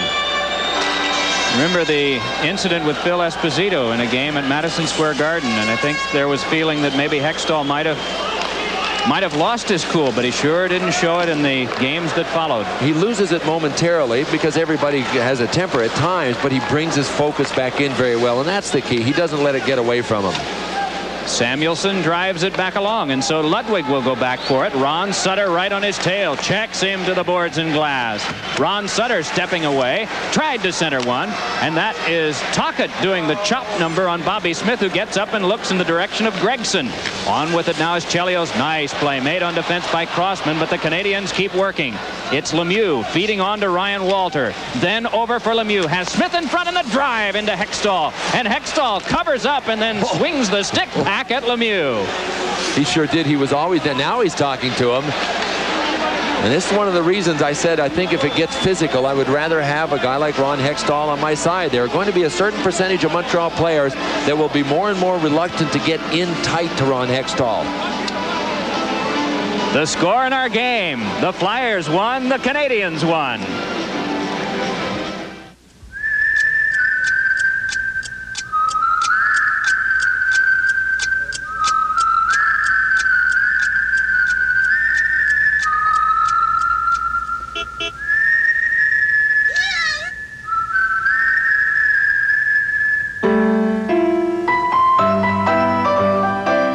Volvo 760, the car for people whose means have changed, but whose values haven't.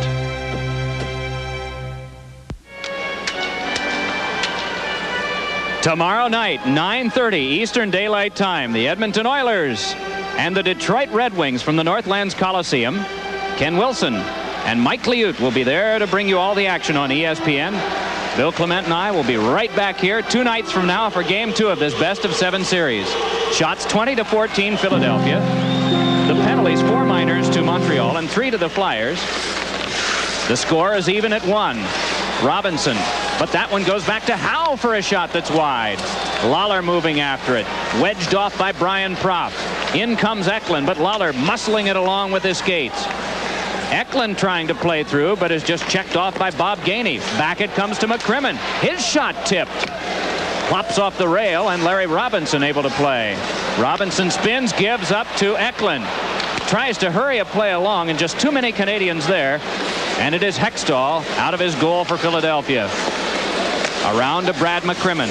Up the wing, turned out by Sinisalo. Propp tries to control, but it is Momesso, a drive that was wide. Howe trying to follow up is Kordic, but the pass comes along for Eklund, and Kordic can't play. Quite scrambly, isn't it? Sure is. Choppy.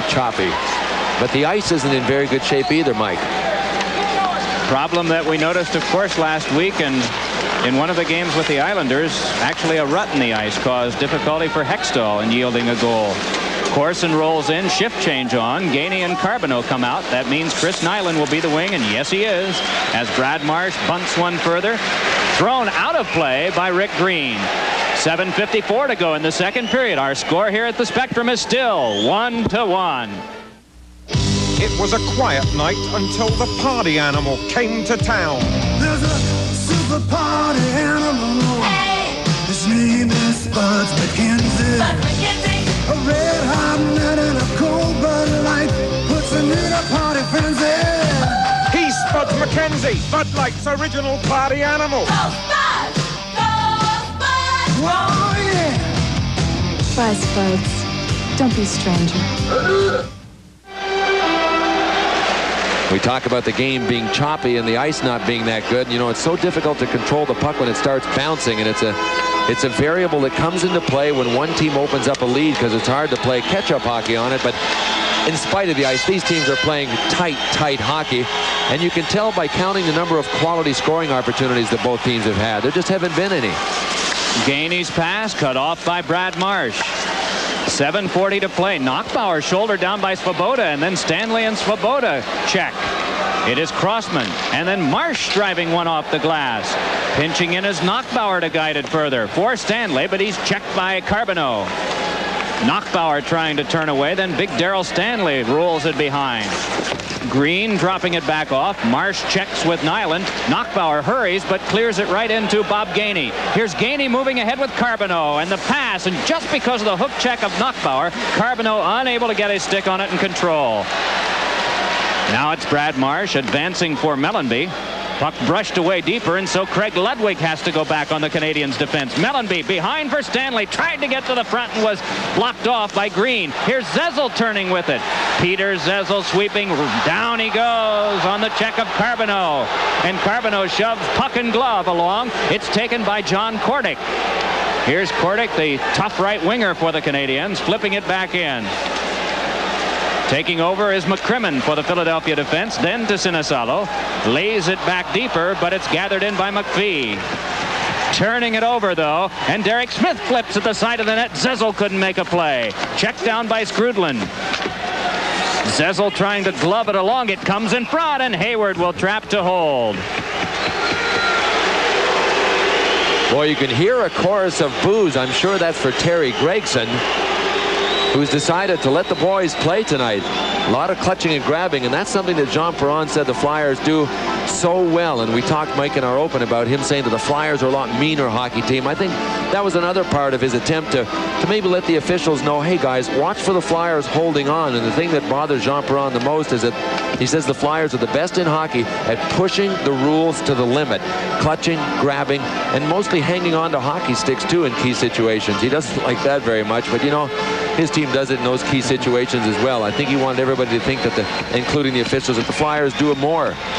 There were a lot of recorders running at the time and a lot of pens moving, and I think that's what he wanted to accomplish.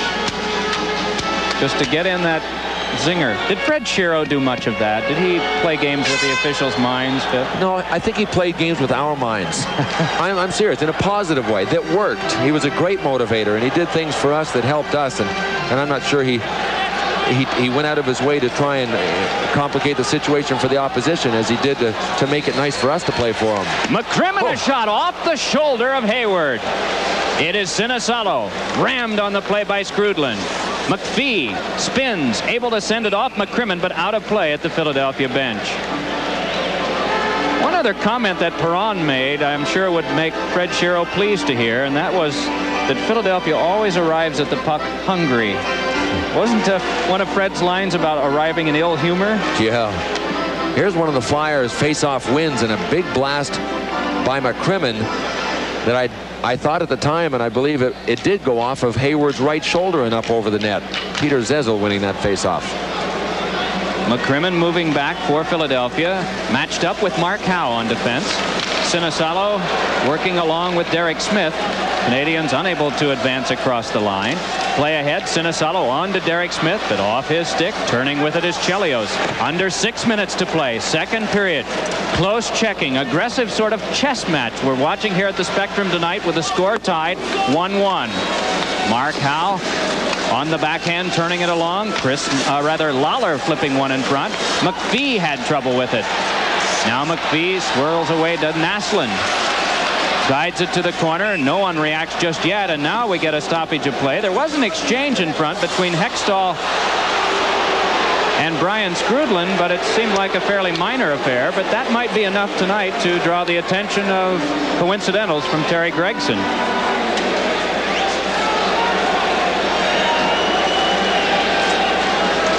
Skrudland heads for the box. Interference is the call on one. And a slash to Hextall, we would gather. These penalties assessed at 14:32.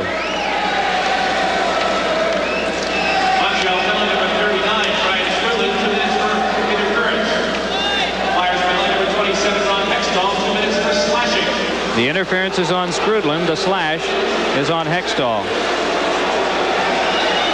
And because of the open press box, the attendants do wear helmet masks. Ron Hextall, Flyers committed minor slashing. The minor to Hextall will be served by number 24, You know, it was Jean Perron that expected the Flyers to, he said, run right through our goalie and right through the net 5 or 6 times in this hockey game. And thus far, the Flyers haven't done it that much. They aggressively try to go to the net, but they keep running into the big obstacle and the big strength that Montreal has. We talked about their forwards being big. Their defensemen are very strong. With the exception of Peter Swoboda, they're all big, strong guys. Lindsey Carson takes this one over, but cleared it into Lemieux, so Carson will have to move further. Pass misses for Tocchet and goes down. Icing waved off. Clock continues to move down to the last 5 minutes and 15 seconds of this second period. Puck chipped back along by Shell Samuelson, but gathered in by Lawler. Lawler's pass too far for Lemieux. Brad Marsh makes his play, but it is Bobby Smith locked up and carried off by Carson. It is Rick Tocchet moving ahead for Philadelphia. Deliberately into the zone to Samuelson for a backhander that was off Lawler and wide. Naslund rolls it around to Robinson, and Robinson tries to start a play ahead, but it comes on Marsh. Back to Larry Robinson. 21 shots Philadelphia. That means 7 in this period. 14 for Montreal. In 15 minutes and a half, they have 2 shots. Bobby Smith fed one right into Lindsey Carson. Has Tocchet up the wing, but plays over to Eklund. Eklund turning on Svoboda. Tries to shake by. Tries a second time. Slots it, but no one there except red-shirted Bobby Smith. It's tipped away by Howe, but now Mats Naslund wheels back. Smith with a look across as the Canadians are making a change. Svoboda steps in. Hextall stops it with a big goalie stick and leaves for Mark Howe. 4 minutes to play in this second period. Prop and Corson power play goals late in the first. That's the only scoring in the game. Pass ahead. They tried to reach Shane Corson with that one, but it's Crossman taking a check from behind by Kordic. John Kordic tries to work the point but can't. Crossman checks him and the puck to Sinisalo. Then along for Brian Propp. Hooked at by Svoboda. Play followed up by Howe. And it's broken down once more, and Momesso hurried it, but too far for Kordic. Crossman goes back, and there'll be an icing call stopping the clock. Let's say we send the cameramen home that are at either end of the ice and just keep everybody that's watching the middle of the ice. To me, in the last 5 minutes, the puck has been dumped in, but there's been so little action deep in behind the face-off dots in either zone. It all is taking place in the neutral zone, where both of these teams play a real pursuit type of hockey where they force turnovers, and they both in the last 5 minutes have forced a half a dozen turnovers each in the neutral zone, and it just keeps seesawing back and forth, back and forth. Doug Crossman, Mark Howe, Brad McCrimmon. Philadelphia defense you're seeing right now. Dave Brown and Darryl Stanley. And Mike Keenan, the Bobby Fischer, or maybe the Boris Spassky in this match that we have here that is very tight at the Spectrum. Game 1, best of 7. We'll have all games in this series for you. All games in the Campbell Conference Final and all games in the Stanley Cup. So stay with us at ESPN. It is Gainey centering, but all the way back to Carbonneau it comes. Carbonneau with a shot that went off Mellenby. It is Berube hurrying it back out, but it is guided back along by Carbonneau, and Bob Gainey bear hugged by Samuelson. Marsh goes back in the final 3:05 of this period. Still only 2 shots by Montreal in this period. Brad Marsh takes a look and has a man up the wing, but that's Mellenby, and all the way down it goes. There'll be an icing call here as Lawler touches. And now Knockbauer.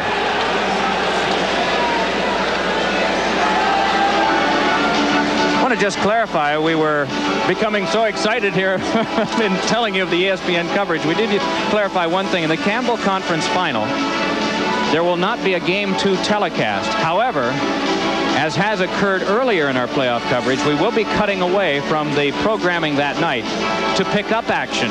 So you will not be denied key plays from that game. It's just that there will not be opening face-off to final horn coverage. The rest of the way, we're clean and green. We have it all for you and are proud to be a part of the ESPN telecast team.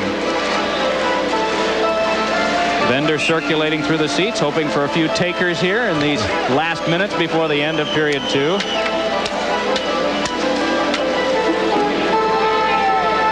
And although you don't seem to get the intensity, you can see it displayed once we go to face-offs, because just a lack of it in one face-off can result in the goal that might break this tie, and especially if it's Montreal, it could be really tense into the third, and just like this the rest of the way. Mark Howe shovels it off for Zezel. Zezel with Derek Smith just ahead of him, moving it on the wing to Sinisalo, but he couldn't play. Sinisalo punches for Zezel, shouldered by Robinson. Brian Strudlin starting away with it for Montreal. Off of Naslund, puck played by Robinson once more. 15th Stanley Cup playoff year for Larry Robinson. It is Mark Howe as Derek Smith cancels out McPhee. Play fed back to McCrimmon. 2:20 left in the second as McCrimmon drives it back along. hung up in skates. McCrimmon following further, but the whole play is offside. You know, sorry, Mike. We talked before the game about the offensive situation for the Flyers. Well, it is hurt with Tim Kerr being out, but Ron Sutter was able to get back in the series against the Islanders, having missed 48 games with a stress fracture of one of his vertebrae in the lower back, and he seems to be getting stronger and stronger, so that's a positive. But when we did our checklist of advantages and disadvantages, we called it even in the offensive department between these two teams. But during the regular season, the Flyers finished 4th in the NHL in goals scored. Montreal was 19th. And you would think that we would give the advantage to the Flyers, but without Tim Kerr's 58 goals and without their captain Dave Poulin, who centers for Tim Kerr, that's why we ended up doing an even-Steven checkmark thing with the offensive capabilities of these two teams. This game is even-Steven at 1. 2:05 to go, second period. Bobby Smith tries to connect on the wing. It comes back to him. Flips one in front. Guided just wide by Walter. One of the better opportunities of the period, and the right post dislodged from the magnet, and so a stoppage of play. Well, Jean Perron said this morning that he thought this game was going to be won in the trenches. And thus far, I think he's absolutely right. Along the boards, in the corners, and in front of the net. One of the rare chances that Montreal has had in this period, and you can see that it didn't even come close. There's Claude Lemieux, just a glimpse of him on the right of the screen, lifting the net off the post. But that's a good chance by the second period standards that we've been watching, Mike. Well, isn't that the truth? And if you measure that by shots on goal, it is 7 Philadelphia, 2 still for Montreal. Wide open. Puck drilled back in by Svoboda. Off Hextall. Marsh after it. Marsh leaned on by Lemieux. And Marsh along for Carson, but Smith in the way. Lemieux forced again by Brad Marsh. In comes Smith. 4 players evenly divided, and here's Walter angling one in front. Svoboda drive, and Hextall kicks it out. Rebound, score by Ryan Walter. He had to get it through a maze of bodies sprawled on the ice. All kinds of people down. One Flyer on top of a Canadian. Brad Marsh lying face down. And I'm not sure Hextall wasn't tied up with one of the pileups, Mike. He looked as if he wasn't able to get up. Maybe he didn't try. Here's Swoboda's shot from the point that gets through. Hextall will kick it out into the slot. He's got Marsh coming back now. If he doesn't kick it so hard that Marsh can get it, he doesn't have any trouble. There's the pileup going behind him. That's what happens. He gets tripped up. Marsh goes down to try and give him a hand. Through Marsh's legs. Then where? A one-hopper over Hextall. Boy, did that have eyes.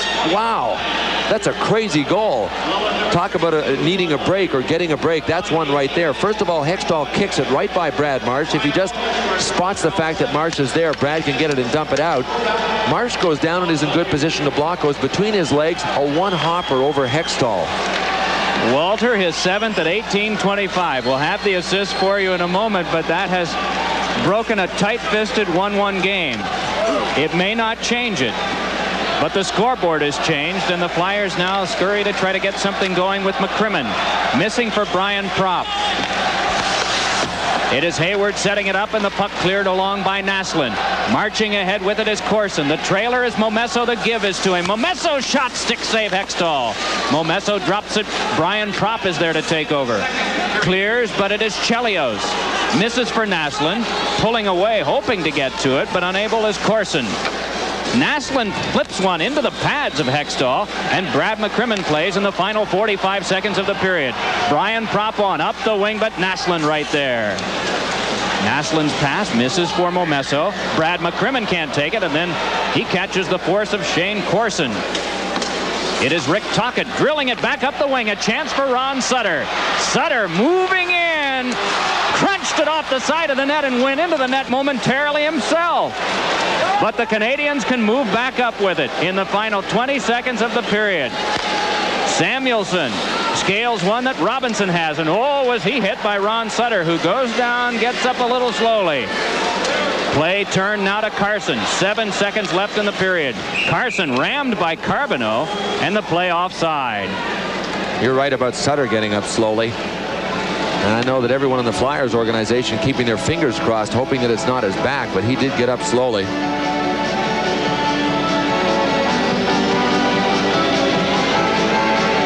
Ryan Walter's goal, his 7th in the playoffs, came from Lemieux and Svoboda. What a good rush by Ron Sutter down the side.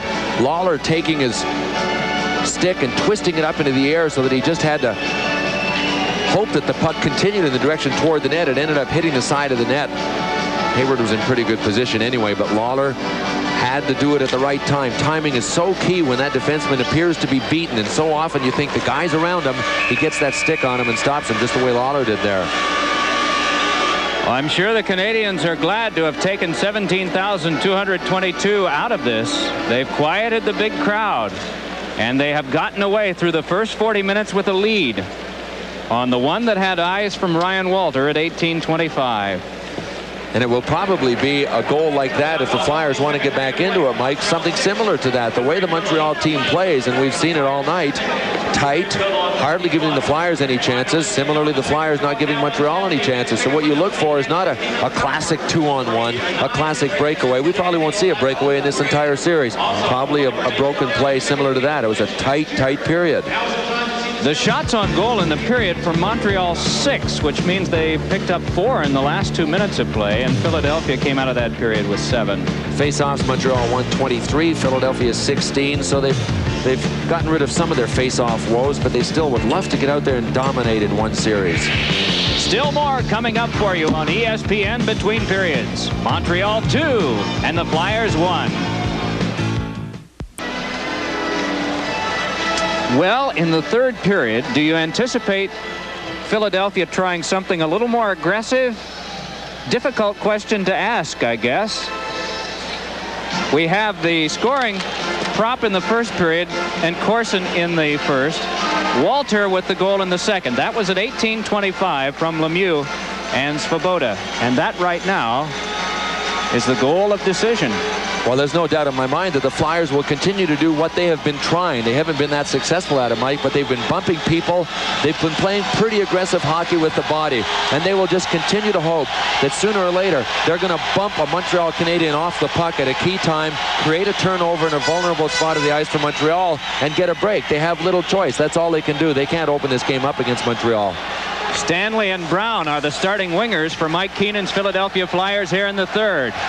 Dave Brown nudges it ahead for Zezel. It's off him, but he follows up the play offside as he fired one wide.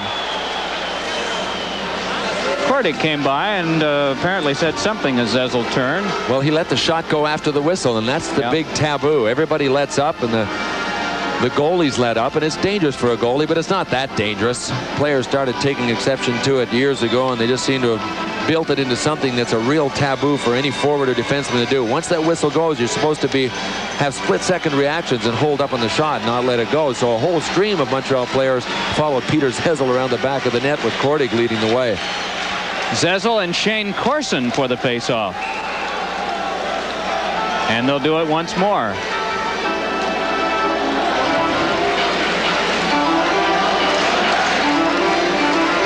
Jean Perron happy with his team's 2-1 lead and happy with the way that they have tightly handled the Flyers in this game tonight. They got a fortunate goal from Ryan Walter late in the second period. Drive by Zezel and that right into Hayward. Just that quickly. Lightning struck, but Hayward was there. Along it is shoved. Brought back through by Corson. Hands over to Chelios. Chelios returns to Corson, but the play offside, and then Stanley thumps Chelios. 41 seconds gone here in the third. As you see, one-time U.S. Olympian Chris Chelios. And Mike, the ice will no doubt continue to get choppier and choppier and be more difficult for the Flyers to contend with if they don't strike early in the third period. And we've had 3 stoppages of play in this third period, and we've only played 41 seconds. Watch this hit on Chelios by Peter Zezel. Boom. Zezel's been throwing his weight around. He's just about a 200-pounder, but he's only 5'9", and a lot of people underestimate him when they don't know anything about him. But it only takes one shift against Peter Zezel to know what he's made of. But I was saying we played 41 seconds, and there have been a couple of stoppages of play. This is our third face-off of the third period. The choppiness is so difficult to get into that hitting flow going too for Philadelphia, and I always think that it favors the team that's leading when there are so many stoppages of play. The team that wants to play catch-up wants to get a little bit of adrenaline flow and a little bit of physical flow in the game. Moving it down into the Montreal end, you just can't do it when the puck is being blown down. The play is being blown down every 10 seconds. Bobby Smith opposite Ron Sutter again for the face-off, and it is Marsh over to Shell Samuelson. Samuelson starting ahead. Samuelson rolls one that Robinson swept away. Canadians, if they can arrive first, may have a chance on something, but the puck goes all the way for Brad Marsh to play. Off of Lemieux, and it is Robinson giving it up to Samuelson. Again, Hayward out to tend it behind. Lawler dumping it back along, and Larry Robinson can advance it for Montreal. Lemieux loses to Brad Marsh. Ron Sutter, and it's sent deeper for Marsh. Sutter and Bobby Smith have been side by side so often tonight. Shift changes on, though, and Brian Propp comes out. Smith going back deep, and Zezel there. Zezel goes down, and the puck scooped up by big Bobby Smith. Along for Lemieux, who's checked by Sinisalo. Play made by Walter to Smith. And as we've seen so often, play in close quarters and then the dump in so that the shifts can be changed again. 18:15 to go in the third. Montreal ahead in the game 2-1, but McPhee can't control for a pass. Mark Howe for the Philadelphia defense hands it on to McCrimmon, then back through for Zezel. Zezel drops it back. Sinisalo with a shot, answered by Hayward. Skrudlin drops it back off. Mark Howe forces one, but it's Skrudlin losing to Propp. Hooked him off. Puck played by Sinisalo. Looks for Zezel. Feeds one that ricochets behind, and hopping to it is Brian Propp. Guides it to Zezel behind. Greg Ludwig watching from in front. All the way for McCrimmon, a drive, and that ricochets into the seats.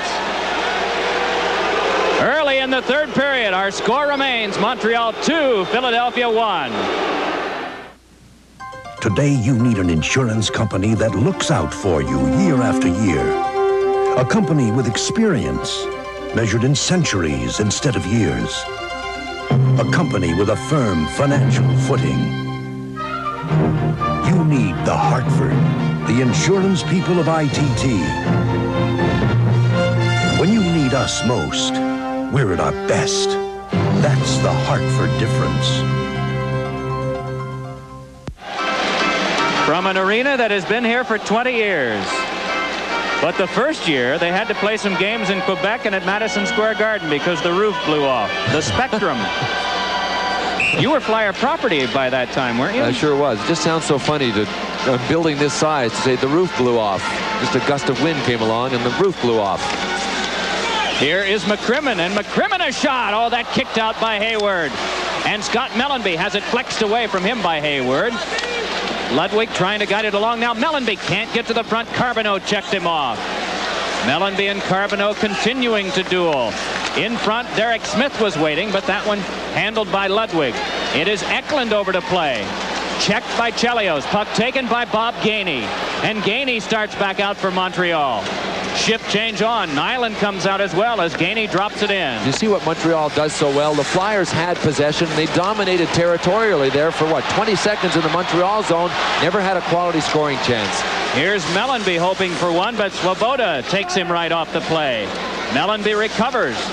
And it's poked back up ice by Chris Nyland. Nyland tested by Howe, but Howe can take over. 16:40 left in the third, and Budweiser keeps the action going so you can enjoy the game. The crisp, clean, cold taste of Budweiser for all you do. From Fort Wayne to Fort Austin, this Bud's for you. Here is McPhee putting it against the side of the goal. And along it comes for Brian Propp. To play this one, it is Swoboda. And along to Rick Green. Forechecking Brian Propp and Dave Brown. The other winger out now is Don Knockbauer as Mike Keenan continues to mix lines. In with it is Naslund, but that one given right up to Propp. Wheels it back up the wing to Shell Samuelson. Samuelson stride for stride, matched by Lawler and shoved off. Larry Robinson clears, but Brown has it. Rolls it back, hoping for Propp, but Larry Robinson was there. Knocked down on the play was Don Knockbauer as ahead comes Mike Lawler. And offside, the Canadians. The score of the game, Montreal 2, Philadelphia 1. Yo! What news of the Earthlings? Totally high-tech, sir. Indeed? How? Check out these Casio watches. That new Casio Pulse watch checks your pulse rate. Not bad for a Zog my age. Casio's new databank watch remembers up to 50 phone numbers, dates, hey, whatever. Amazing. And they've got more new watches than you can shake a board at. Splendid. I can always use another Casio. They do a lot more than just tell time. You see the goalies in this one. Tight duel between Brian Hayward and Ron Hextall. But not a whole lot of 10 Bell saves made in this one. Matter of fact, not any. They will. One of them will no doubt be called upon to make a great save before this game is over. However, this will not be a night that the goaltenders will remember, that anyone will remember who was in goal. This is Tocchet. Straddling was Carson, but he failed to get back, and so the play was offside. No, we'll be thinking about checkers and about defensemen making plays that keep the puck even from going inside that triangle from the goal out to the face-off dots. Not much penetration by either side. Out of the University of Wisconsin, Scott Mellenby. Did not suit up for Game 6 of the series with the Islanders, but was back in 7. I think it surprised a lot of Flyers observers with his aggressiveness. They knew that he had some skills at forward, but has been involved in some fisticuffs and also really consistent in body checking. He's big enough to carry off that kind of game, too. He's a real big, strong kid. Sutter and Smith once more for the face-off. Derek Smith and Lemieux encroach. Kevin Collins to drop it, and it's one back to Chelios. 15 minutes, 25 seconds to go, third period. Philadelphia trailing the Canadians by a score of 2-1. Both goals in the first period, one aside, were on the power play. It was Propp for Philadelphia, Corson for Montreal, and then late in the second, Ryan Walter skipped one home, his 7th of the playoffs, to break the tie, and that's where we stand right now. With this one is Smith. Drive, save Hayward. And Hayward there, and neither he nor Chelios wanted to trap for a moment, and now we get the whistle. Hayward looked as if he was trying to grab it, but he couldn't get his glove through Chelios' skates, who was standing there wanting him to freeze it up. There was a crowd that went in front of Hayward. That was a dynamite save. He had to have trouble picking it up. Of course, he creates part of his own problem here by dumping it all the way around fast to Doug Crossman, who just, it angles off to Derek Smith, who gets pretty good shot away. You can see the crowd in front, but Hayward is simply guarding the center of the net, hoping the shot comes there. There's Chelios. Oh, Hayward's arm is around Chelios' stick. So they were all tangled up, both trying to devote themselves to the same task, and that was freezing the puck, but neither of them being able to. Derek Smith, quiet youngster, part of the Philadelphia chain. Third-round draft pick in '83. The same round that brought Zezel and Tocchet to Philadelphia. At that time, the general manager of the team, a gentleman named Bob McCammon. It is Walter moving in. Off of Zezel. Puck flexed away, and ahead at center ice, it is Propp retreating to hand to Howe. Then to Zezel. On the wing, Sinisalo, but that given right up to Ryan Walter and drop back. Sinisalo, onside play. Brian Propp moving in. But turning with it is Chelios. Play made to Ryan Walter, then ahead for Skrudland, but it's Howe tapping it away. 14:30 to go in the third, and it is still Montreal ahead in this game, 2-1. Mats Naslund ahead, up the wing to McPhee, drive, stick save Hextall, and Howe back through to Sinisalo. They've got a 3-on-1. Propp is moving in, gets it, Sinisalo scores!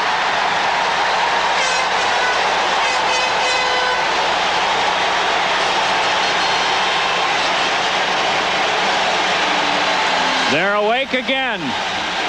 What a play. A classic tic-tac-toe. And boy, was I wrong. I said it would come on a broken play. But it comes on a 3-on-1. that ultimately turns into a 2-on-1. And what a play Peter Zezel makes. He's the unsung hero in this because Zezel stops the other Montreal defender from getting back. It is Sinisalo by Rick Green over to Prop, who takes it and waits and threads to a wide open Ilka Sinisalo. What a great pass back by Brian Prop, who hangs on to it long enough to have Brian Hayward coming right out of his net. Look at Hayward. He's still 10 feet on this side. And Sinisalo has tied it. 3 goals in the last 2 games for Ilka Sinisalo, and those are the 3 that he has in the entire playoff. Boy, Mark Howe certainly got that puck and turned it up ice quickly. Howe will get 1 assist. Brian Prop will get the other at 5:49. Well, let's see what develops now. The game is back even at 2. Prop and Sinisalo with goals sandwiched around those of Corson and Walter. First game, best of 7. Wales Conference Finals between the Flyers and the Canadiens. Oh, a hard check thrown on Howe by Carbonneau. Puck dealt back toward Bob Gainey, and he pokes it away from Zezel. Robinson keeps it moving to Nyland behind. Nyland watched by Samuelson. Play made for Carbonneau, who's hammered but doesn't catch much of the brunt of the check from Zezel. Mark Howe lays it over to Samuelson with 13:30 left in this tied third period. Teams even at 2. Puck brushed back in by Derek Smith, and Hayward out of his goal. Fans talking it up now as Hayward has trouble, but it is Brian Prop throwing one that is turned right away by Lawler. Trying to fight him off was Carbonneau. Robinson checked by Mellenby, and it is Lawler handing it on to Chris Nyland. Nyland with a drive, and Hextall controls in a juggling maneuver and then plays confidently to Crossman. On to Sinisalo, but this one cut off and worked back by Bobby Smith to Ludwig and over to Robinson and crisply to Smith, who has trouble but is able to step by. Bobby Smith into the zone. Has Walter breaking. Backhander, score! There was your bounce. That's the kind of play I thought would be the one that breaks it open. The Flyers ended up with a classic. This one is a dump pass to a guy that's skating with his back to the play,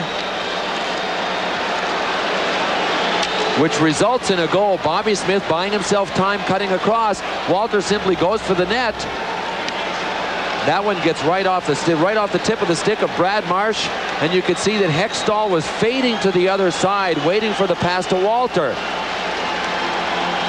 Brad Marsh went with his skate to stop the puck, and you know what? It never even got to his skate. I believe it went off the toe of his stick and beat a Ron Hextall, who had anticipated the pass, was already moving over to take away the shot from Ryan Walter. Bobby Smith gets credit for it, his 6th of the playoffs. And it only took a minute and 26 seconds from the tie score for the Canadiens to be back ahead again. Chelios bumped by Don Knockbauer, and the puck underneath him, so a stoppage of play. The score in Philadelphia, the Canadiens 3, the Flyers 2. Raise your hand. You got it. Raise your hand. You know it. You feel confident, secure. Raise your hand. You feel dry now. Raise your hand. You know why now. Raise your hand if you're sure. Confident, confident, dry and secure. Raise your hand if you're sure. Raise your hand if you're sure. Well, the Flyers have Ilka Sinisalo out here. They'll have to rely heavily now on some of the guys that they can count on to score goals, and Sinisalo is one of them. He is one of their offensive-minded players. Here's his pass from a reverse angle to Brian Prop. Back to Sinisalo. Boy, they sure make it look easy. He flipped that up just inside the post, too, didn't he? Finnish-born winger Ilka Sinisalo on the right side, Prop on the left, and Knockbauer at center. Chelios pivoting for the Montreal defense.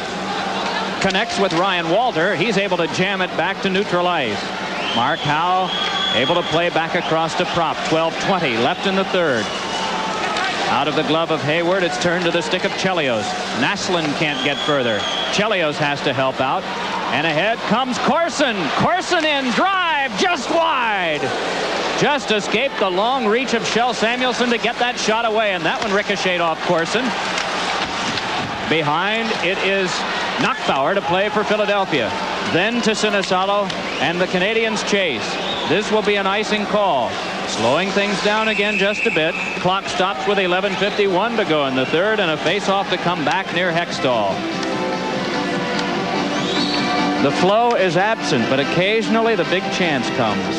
Well, Bobby Smith sure bought himself time, and against teams that are really sound defensively and positionally, that is such a valuable tool to be able to cross the blue line and cut across it and hope that things break down. That gives your other teammates and the guys that are driving for the net a chance to pull defensemen to the net, open lanes for other people, and open up an otherwise really tight defensive situation that the Flyers would lay on you, and that's exactly what that man did, Bobby Smith. He bought himself time. Sure, he got a carom off of Brad Marsh, but he still was able to get around for a dump to Walter in front.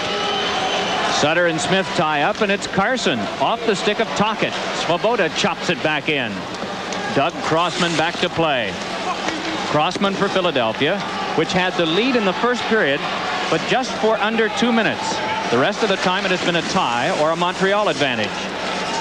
3-2 Montreal ahead now as Crossman tries to work it along and Bobby Smith in the way. Ron Sutter to Marsh. And again the Canadians turn. 5-25. Green and Svoboda on defense. This time it's Hayward clearing, but not out. Now forced further by Bobby Smith.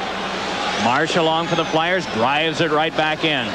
Shift change brings out Derek Smith with Zezel for Philadelphia.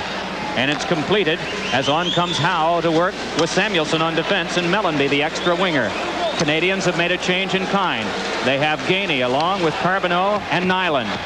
Robinson back on defense along with Lawler, and Lawler tries to press Mellanby out of action. Puck taken though, and Gainey advances up the wing. This is Mark Howe as Carbonneau steps into him. What an exchange behind the play. Howe had high stick Carbonneau accidentally, I believe, but Carbonneau was down tending to his face right in front of Hextall. Hextall looked at him, gave him a shot when he was down, said, "Take this." The score of our game, Montreal 3, Flyers 2. This is how most burglars get their kicks. Foot by foot. Deadbolt or not. But not with Schlage, the only deadbolt lock with a strike plate reinforcer and 3-inch screws that dig deeper into your wall. Now, how can you knock a lock that offers better protection? Nice try. Schlage, a striking improvement in home security. Guy Carbonneau has left the ice. We don't know of any penalties that have been handed out, but maybe it was from something in the scrape with Hextall. I think it was actually the scrape with Howe. Howe was cutting in front of the net, and Carbonneau went in to check him. Howe simply got his stick up on him to protect himself, and that's when Carbonneau went down. So I think it's from the neck up. He'll probably be back before the game's over. Mike Keenan watching from the bench and has Pelle Eklund on the face-off with Corson. Derek Smith across to Samuelson, and Samuelson drove it right off his teammate Derek Smith. Gainey has it swept away by Samuelson, and Derek Smith starts back for Philadelphia but gives it up at the line to Lawler. This is Mark Howe. Fans restive here. They want to see something happen as Eklund moves on. Eklund behind took a swat from Lawler, centered one, but that'll be chased down by Bob Gainey, who just pulls it away. Took the shoulder of Derek Smith for his trouble as Mark Howe is back to get it, and Nyland moving on him to give him the shoulder. Moving ahead, it's Mellanby on the wing to Brian Propp. Propp has Sinisalo skating to the slot, but the pass was airborne, and Craig Ludwig can flip it back out. Some trouble here for McCrimmon as he is taken out by Corson. Along with it is Naslund. Looks for McPhee, and that answered by Hextall. Chelios then to Naslund again. Drops it off for Corson behind the goal. Has McPhee in front, but because of McCrimmon's checking, no pass could take place. McCrimmon working Corson along to the corner again as Corson trying to bull for the puck.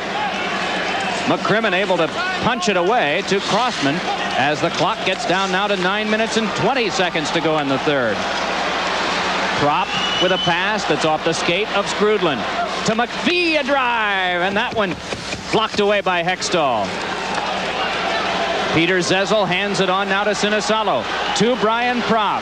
Propp rolls it through the defense of Svoboda, but can't get to it. And then Svoboda chopped at by Zezel. Along it comes to Naslund.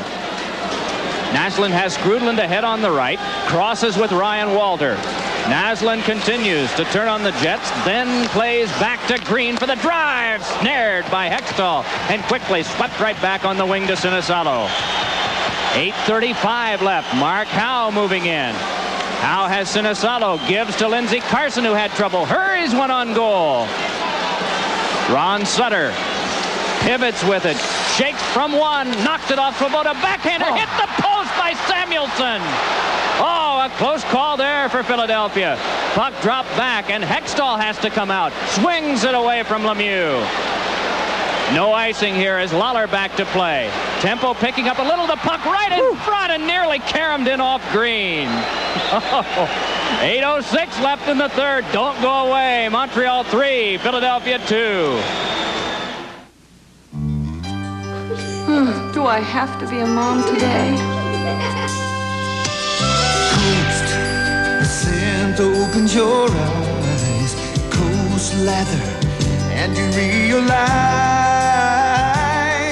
that Coast is the way to make you feel alive.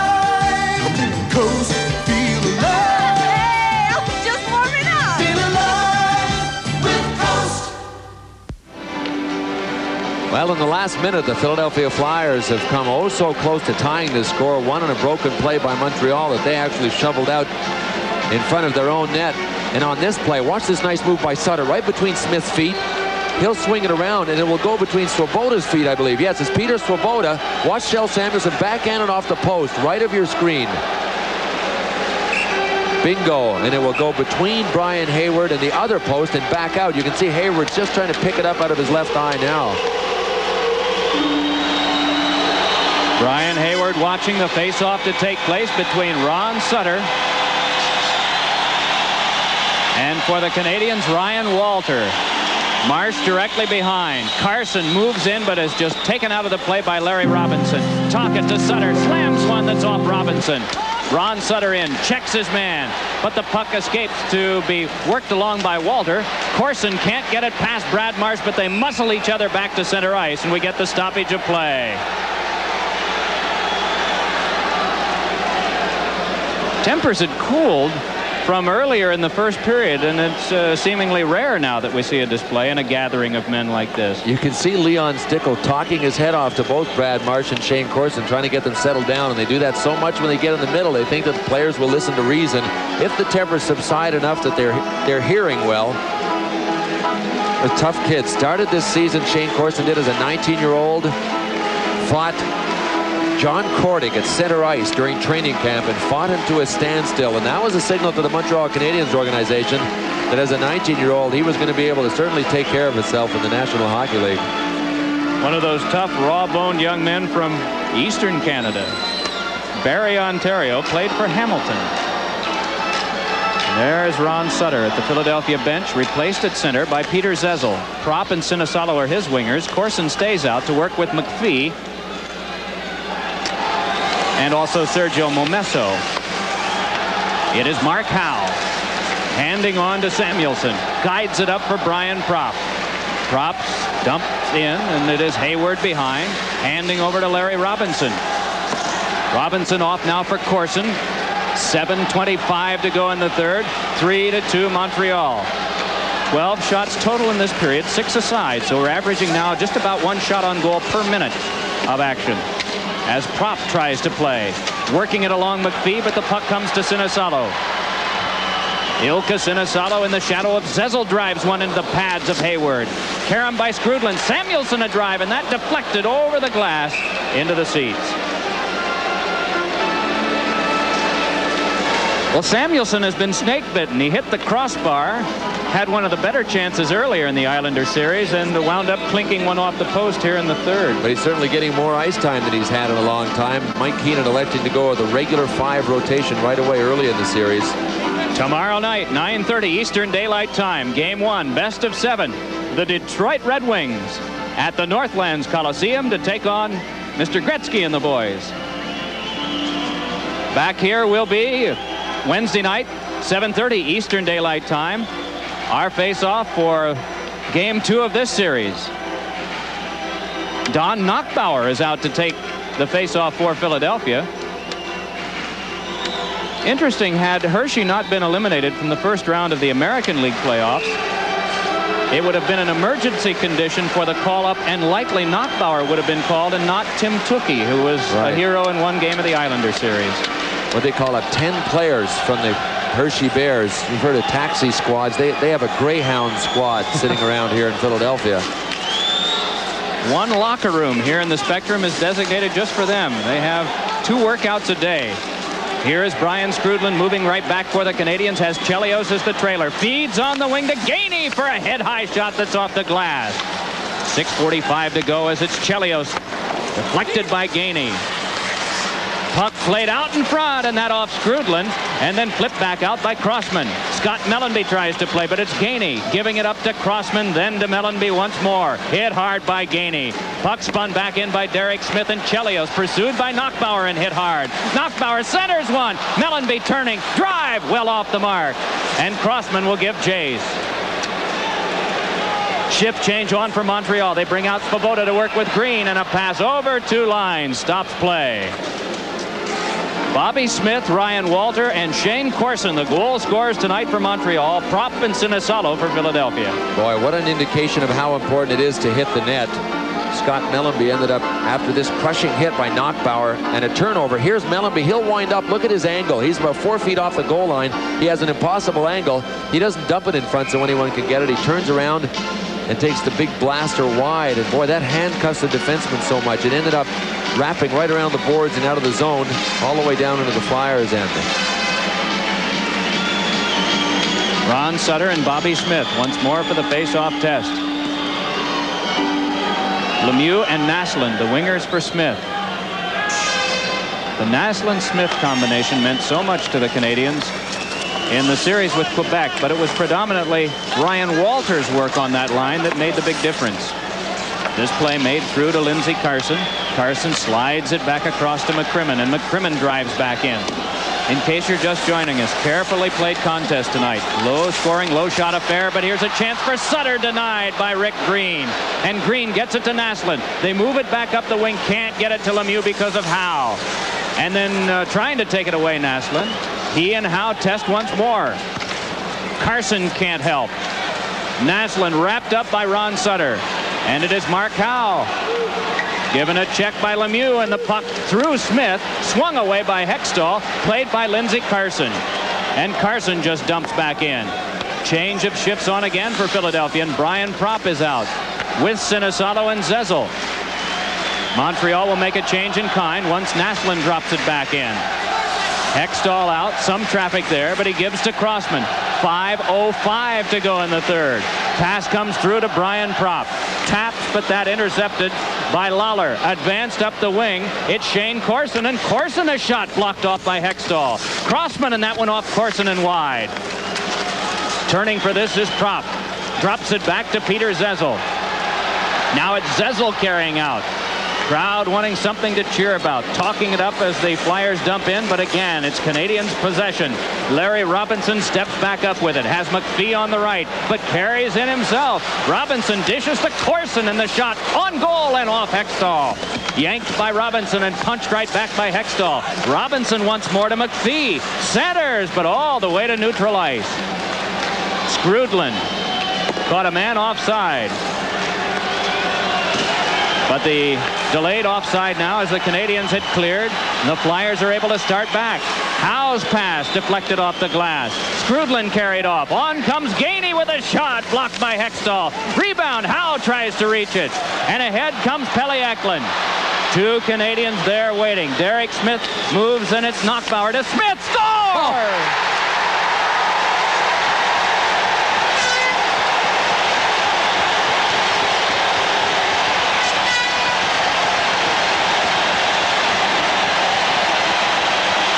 Mike Keenan takes the chance, puts out Don Knockbauer twice in the last 5 minutes of the game, and Knockbauer feeds that man you just saw, Derek Smith. Eklund makes the play at the blue line. Both Montreal defense back up and allow Eklund to cross. Here's Knockbauer to Derek Smith, who simply won times that he is certainly not known for his goal-scoring exploits. He was the man that was supposed to stop Mats Naslund from scoring tonight, but did he ever drill that one over Brian Hayward's shoulder to tie this game with 3:56 to go. 16:04. Smith is third from Knockbauer and Eklund. And the crowd standing here at the Spectrum, many of them, in what has been a quiet night. They've a chance to make some noise as a shot by Samuelson is in on Hayward. Ron Sutter checked off by Bobby Smith. Tries to nudge it with the skates for Rick Tocchet, but it is still in play. Terry Gregson had the whistle up and now stops the clock. 3:36 left in the third. 3-3. Bud Thunder. It's revved up and coming at you.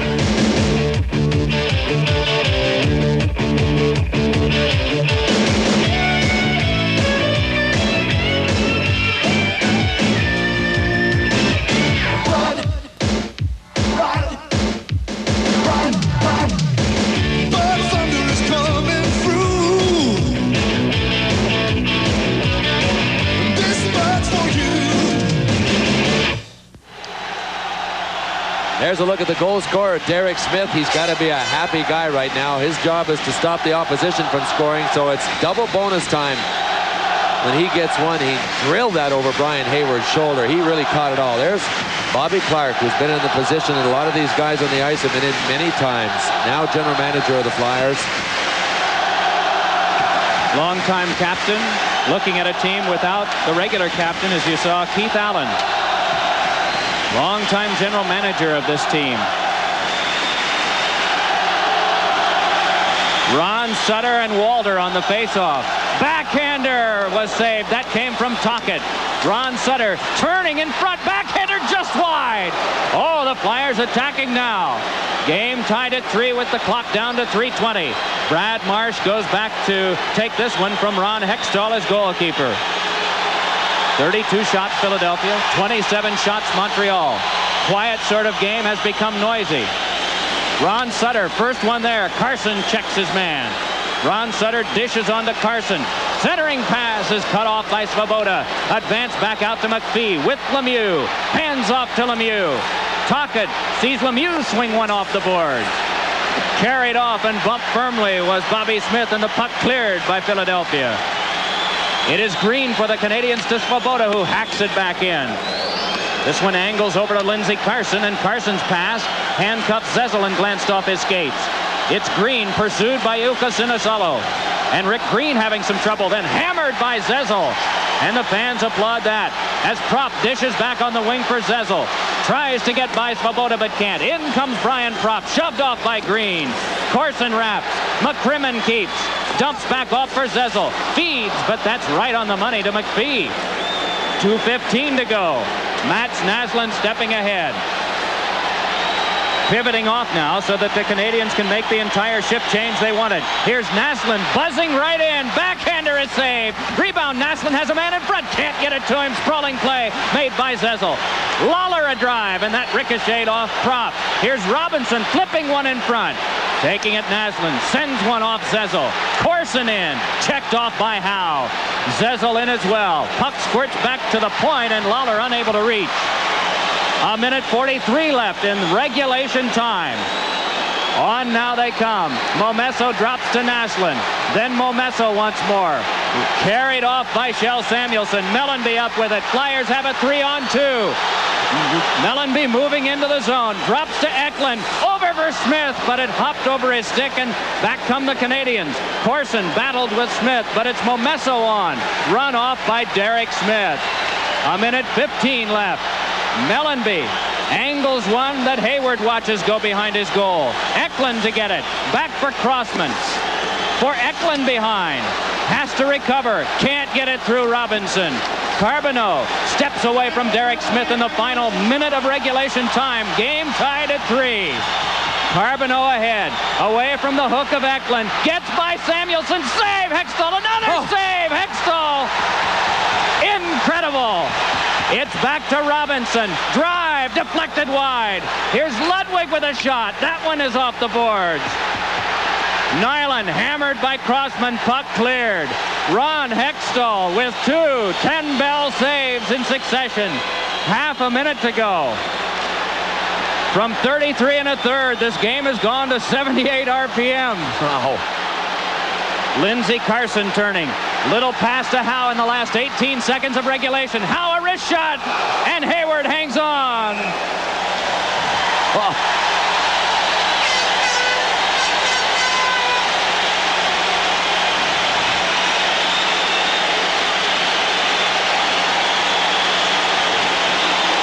Can you become any bigger in goal than Hextall was just moments ago? Not one save on Guy Carbonneau, but two. And, you know, following the flurry, he tripped Carbonneau blatantly in front of Gregson, and Gregson didn't bat an eye or call a thing. Watch this move. Samuelson commits to the puck and not to the body. Here's the first save. He gets the rebound. There's the second one with that left leg split. And following that, there was a flurry in front, and Ron Hextall blatantly lifted Carbonneau's legs right out from under him. And Gregson said, too close to overtime, guys. I can't call one now. Don't know why, but... And Hayward had to make one, too, to keep this thing going into overtime and hold the Canadians in. And a blistering wrist shot from Mark Howe, who, along with a guy like Wendell Clark from Toronto, in my mind, has one of the two best wrist shots in the National Hockey League. John Perron chewing some ice at the Canadiens bench. Just 12 seconds to go in regulation time. Gregson asserted himself earlier with penalties when there were stick fouls involved. Well, when they were going to, yes, when there were stick fouls, or he called off a lot of doubles. It almost seemed as if he just wanted to make sure there weren't going to be any fights tonight. And other than that, just let everything go, because players have been literally chopping their feet out from under other players all night long, tripping players, holding players. And the most blatant one less than a minute ago against Carbonneau that he just turned a deaf ear on. You saw Glenn Chico Ray, one of only two players who were active in the league the first time that these two teams met in the playoffs in '73. The other, Larry Robinson. Both men still active. Both tremendous ambassadors for the game as well. Big face-off. Ron Sutter to draw opposite Ryan Walder. Walder conversing with Chris Chelios. A dozen seconds left, and Shane Corson was in early. Walder's stick is down first. That's according to Hoyle. Then Ron Sutter's. And it's dropped. Sutter gets it to Samuelson, and Samuelson centers one, knocked down by Green. Scrapped for it, but taking it away to clear back out is McPhee. And there will be overtime tonight from the Spectrum in Philadelphia.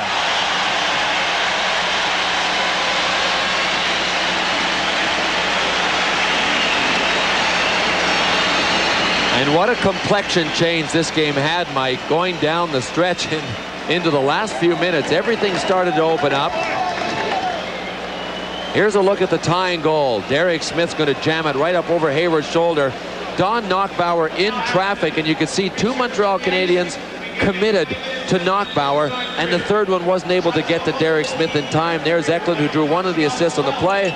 That's the goal that sent us into overtime.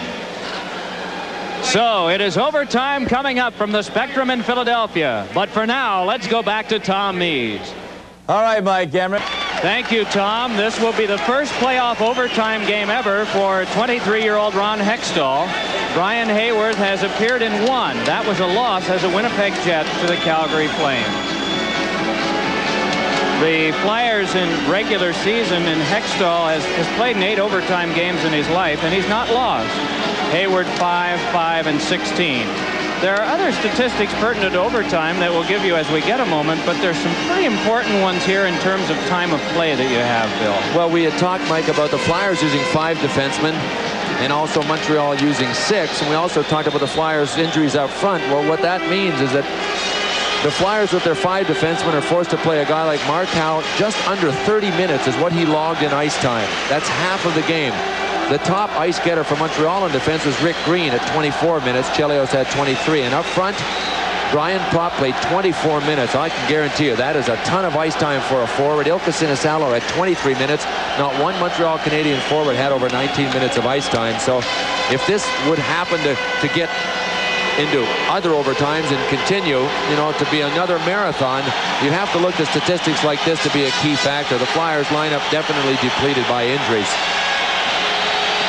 Flyers have played Montreal in 9 playoff games. 2 of those have gone to overtime. They were the first 2 in 1973. Rick McLeish won for the Flyers. Larry Robinson in Game 2 for Montreal. And since Robinson scored that goal in 73, the Flyers haven't beaten Montreal in the playoffs. Here is Sinisalo moving in. Oh, and a rising shot off the glass. McCrimmon drops it along. Puck fed to Sinisalo. Sent it wide. Propp barreling in. But it comes to Rick Green. Green had it taken away by Zezel, but the Canadians able to regroup, and Chelios works it back ahead now to Corson. Shane Corson winds it to the corner, tries to go and get it, but Mark Howe has him taken out of the play. Brad McCrimmon wraps. McPhee locking up with Sinisalo. It is Peter Zezel for Philadelphia. Brian Propp shakes away from the checking of McPhee. We are in sudden death overtime. And a giveaway to Bobby Smith off of Hextall. Mark Howe will try it again, and this time safely it's out to Chelios. The long diagonal pass from the sideboards up the middle will get you every time. Lawler drops it back. Hextall behind to play it. Guides it along, but Naslund is there. Hurries one in front that Mark Howe cut off. Now it is Tocchet. On to Propp. Escapes the check of Robinson, taken right away, and lost just that quickly by Lemieux. But the play moves on now to Naslund. Tries to go by McCrimmon. Naslund winds it through the crease wide. Matt Naslund goes back to get it, but can't. Brad McCrimmon turning away for the Philadelphia defense, and off Propp it is out. Here's a chance as Ron Sutter goes striding after it. Lawler there as well. And Sutter muscles it behind. Robinson handling it for the Canadians, and off Bobby Smith to center ice. Shell Samuelson with it there. Well offside was Sutter. And now the delayed offside is whistled down. 1:52 gone, sudden death overtime. The score is 3-3. Boy, what a play Mats Naslund made. Slid it through. I'm not sure he had the angle, though, even to score. Here he is around Brad McCrimmon, but look at the extension on McCrimmon. He forces Naslund all the way behind the goal line. And yep, there's no way he could have scored even if he directed it towards the net. He was actually behind the goal line. He would have had to have quite a spin on it. That's a pretty good defensive play by McCrimmon, and great extension to force Naslund that wide. He's got great speed. Ron Hextall clanks the pipes for the Philadelphia Flyers. 120 feet away near the Canadiens' blue line. Knockbauer wins the faceoff. An attempted clear-in hit him, and so Samuelson plays it safely, and Hayward sets it up for Chelios. Turned along to Craig Ludwig. Puck knocked loose by Knockbauer. Rising shot went off a Canadian stick from Derek Smith and out of play. And again, the faceoff will be near Hayward. Not many of these players have ever scored an overtime goal. Mike Keenan has only one on the ice in the overtime who has. That was Mark Howe against the Rangers in '85. Robinson has a pair. Lemieux a pair last year. And, of course, one you remember at 9 seconds against Calgary by Brian Sprudlin.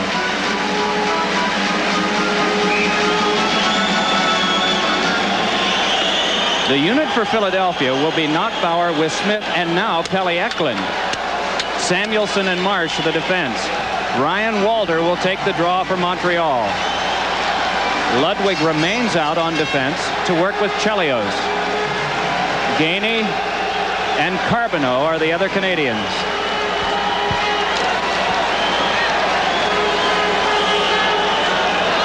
Walter's stick is down. Knockbauer soon to follow.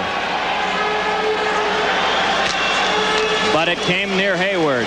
Carbonneau had it poked away by Knockbauer. Gainey can't clear. Brad Marsh finesses along the boards for Smith, but it's to Knockbauer. Checked by Carbonneau.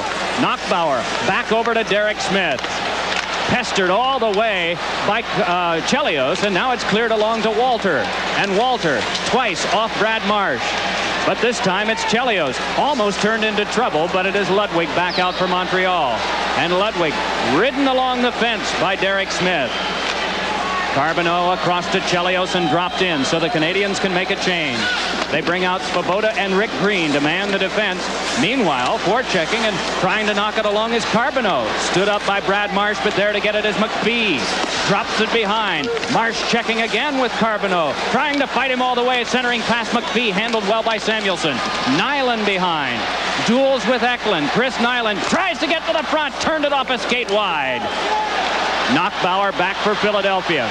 16:50 here in the first sudden death overtime, and an offside pass ruled against the Flyers, stopping the clock.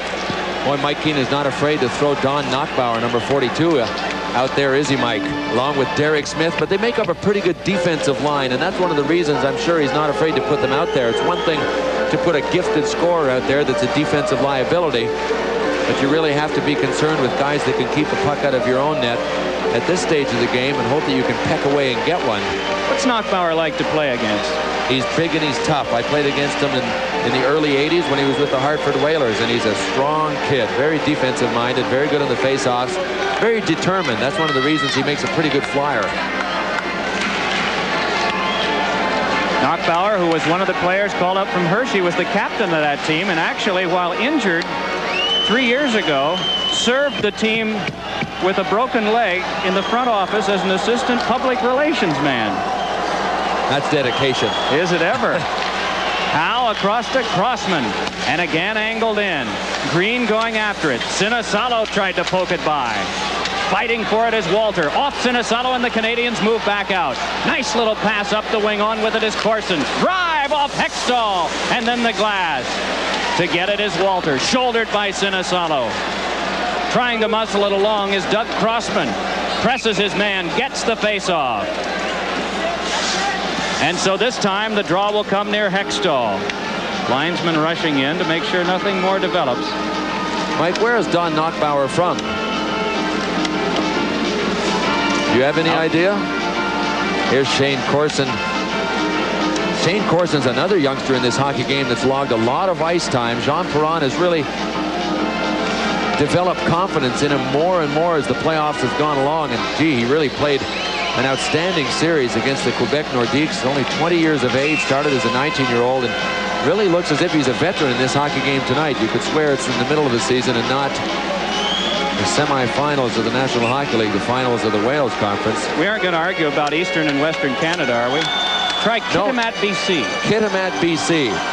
Well, now you know the real reason that Don Knockbauer was working in the public relations office. He was injured. They said, why don't you go home for a while? And it was January. From the tie-up, puck comes to Mark Howe. In case you're just joining us, this is overtime, and this is Ron Sutter. Tries to drill one, but Green was in the way. Swoboda for Montreal's defense. The man who forced overtime, Derek Smith, scoring at 16:04 of the third. Game is knotted 3 goals apiece as Hextall sets up for Crossman. It is for Sinisalo. Tried to play back deeper. Crossman leaned on by Momesso. Puck poked by McPhee. But it is Howe. Then he stepped into by Momesso, but is able to peel away. Mark Howe gets a pass on to Prop. Flips now to Zezel. And Zezel a drive, and that wide. That one seemed harmless when it left, and Hayward nonchalanted a bit. Back through now come the Canadians. Big shot. Oh, and that a hard one on Hextall. And Hextall up the left wing to Prop. Has Ron Sutter breaking, but had to pull up outside. So here is a 2-on-1 Montreal. Bobby Smith sets up Lemieux, and he shanked it wide. Rebounded. Smith hammered on the play by Ron Sutter. That could have been the game. Was he crushed by Ron Sutter? Smith jams Lemieux with the pass. If he doesn't jam him, pass it too far in front of him, this game is over, folks. And Smith still had a chance to recover, but Sutter denied him of that. Naslund on now to Robinson. It is Lemieux back in. Drive blocked off by Hextall. Gee, this has turned great, hasn't it? It's opened up. Ludwig striding with Derek Smith. It's off Smith. Here's Knockbauer with it. Knockbauer for Tocchet, and Smith couldn't play. Puck wrapped back around the Canadians. Start out with it. Mark Howe pokes it away from Lemieux.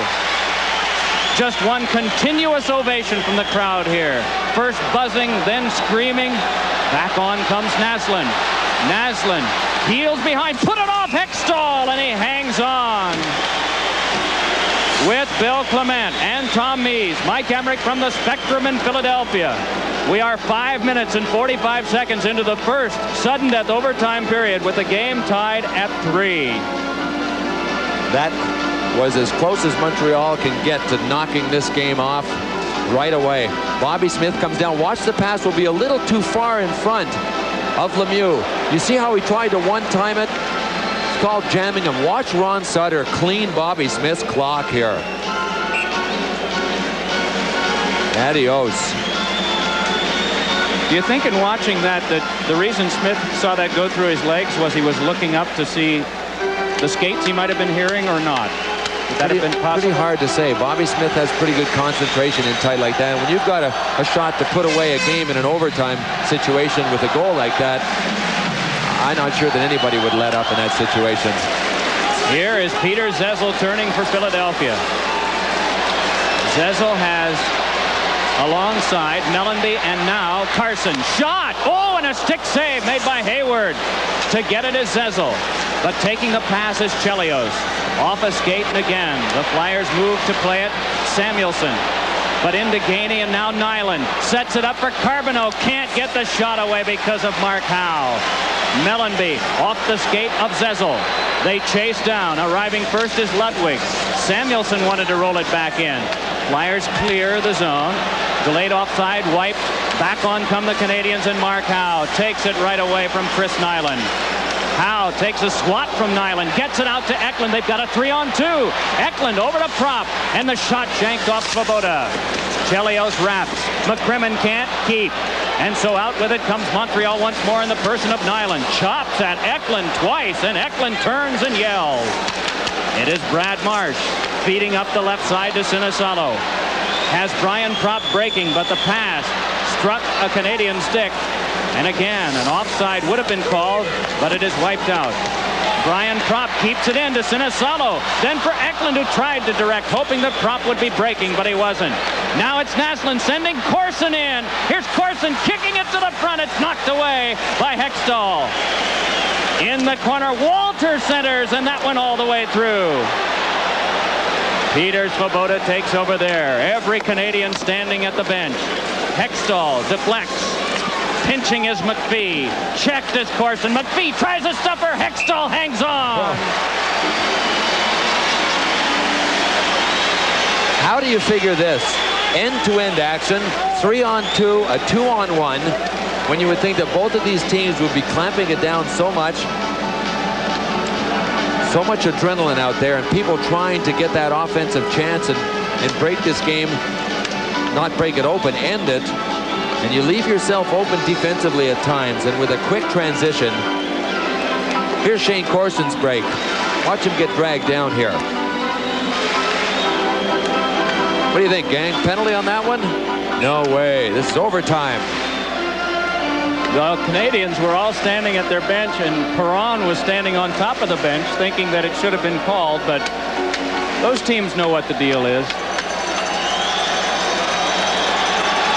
We are live from the Spectrum in Philadelphia. First sudden death overtime, 3-3, Philadelphia, Montreal, game 1, best of 7 in the Prince of Wales Conference Finals. Check thrown by Samuelson. Here's McPhee, a shot, and that's blocked by Howe. Every play looms so large as Mark Howe kicking that away does for Philadelphia. Carson can't get by Robinson. Tocchet punches it through. Here's Ron Sutter curling the net.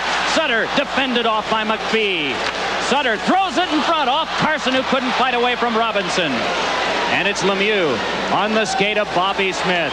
Sizing him up as Samuelson and booms him to the boards. In comes McPhee. Checked by Ron Sutter and then by Tocchet. It's Ron Sutter trying a pass for Howe that skips to him. And across now for Tocchet to shoot in. Again, Philadelphia makes a change on the fly. Mike Lawler on defense. Throws it by Brad Marsh. There'll be an icing play here as Crossman touches up. 11:38 to go. 3-3 the score. And of course the clock means very little until it gets down near the end of an overtime. and it would only signal a stoppage and a breather. Well, the Flyers slowly but surely have been able to come up and just about draw even with Montreal in the faceoffs. On the game, 34 for Montreal, wins that is, 32 for Philadelphia. That tells you the number of stoppages of play that we've had in this hockey game. That adds up to 66 faceoffs. It's a lot of choppiness and a lot of stoppages, but with that in mind, the Philadelphia Flyers now have a faceoff deep in Montreal zone, and they're coming on in that department. It is the most helpless of situations. We pointed that out in Washington in the game with the Islanders. E.J. McGuire affirmed that. John Perron would if we would ask. Especially when you get this far. You can change lines only so often. Ryan Walter tie up with Zezel. Puck came to Chelios. Chelios to Ryan Walter. Right in front to Ludwig. And Ludwig moves it back out, looking for open ice, gets it to Bob Gainey. Punches by Samuelson, but Hextall out to guide it. Off of Peter Zezel and ahead to Prop. Prop with a drive. Oh, and off the stick, then out of play. You know, the ice time for Sinisalo and that man, Brian Prop, isn't tailing off at all. Prop has been on just about every second shift. Sinisalo, Eklund has played a lot. Zezel. Some smile and some are tense. I wonder how he is. Looks pretty cool on this play. No problem. Boy, he makes that transition from being in a defensive position to getting that stick ready to shoot so well, and then he shot it the opposite way, which is tougher than shooting it back in the direction that it came from. He's pretty cool, Mike. Oh, is he ever. Father is Brian, uncle is Dennis. Another uncle named Rick played for quite a while in the International Hockey League. And of course, a famous grandfather who scored the last cup-clinching goal for the New York Rangers in 1940. That would have been Brian Sr. It is Zezel with Sinisalo on his right, Prop on his left. Ryan Walter, along with Bob Gainey for the Montreal Canadiens. And Guy Carbonneau out on that line as well. Chelios and Ludwig the defense. Hayward checked from behind by Zezel. Puck loose and now picked up and thrown along for Walter. Pinching is Mark Howe. Drop behind. Gives to Zezel. Has Sinisalo in front. Zezel feeds out in front and standing his Prop. Shot by Howe is wide. Samuelson keeps it moving. Sinisalo rolls it along for Zezel. Zezel tries a stopper, forced off. Another try. Blocked. Another try. Oh. And the puck trapped in the crease. Scramble there. Goal!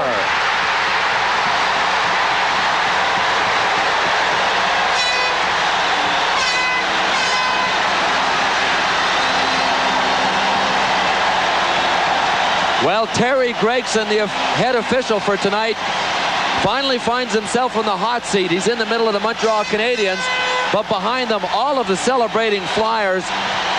What a superhuman effort, Mike, by Peter Zezel. There's the arguing Guy Carbonneau talking to Gregson. He was right there, and I know what the Canadians are arguing, that the play should have been whistled down before it was. I don't think there's a question about it crossing the line. The question is, why did you not blow the whistle? They will not get him to reverse the call. The Flyers have won this game in overtime, just about halfway through the first overtime period. I got a feeling the goal will be credited to Peter Zezel, and you know what? It should be. He did the big work on that goal. At least 2 or 3 chances he created all by himself. Boy, am I anxious to see this again. Net mouth scramble, a couple of stops it seemed. We saw the puck appear, disappear again, and then Gregson right on the goal line, animatedly pointing with his arm that it was in.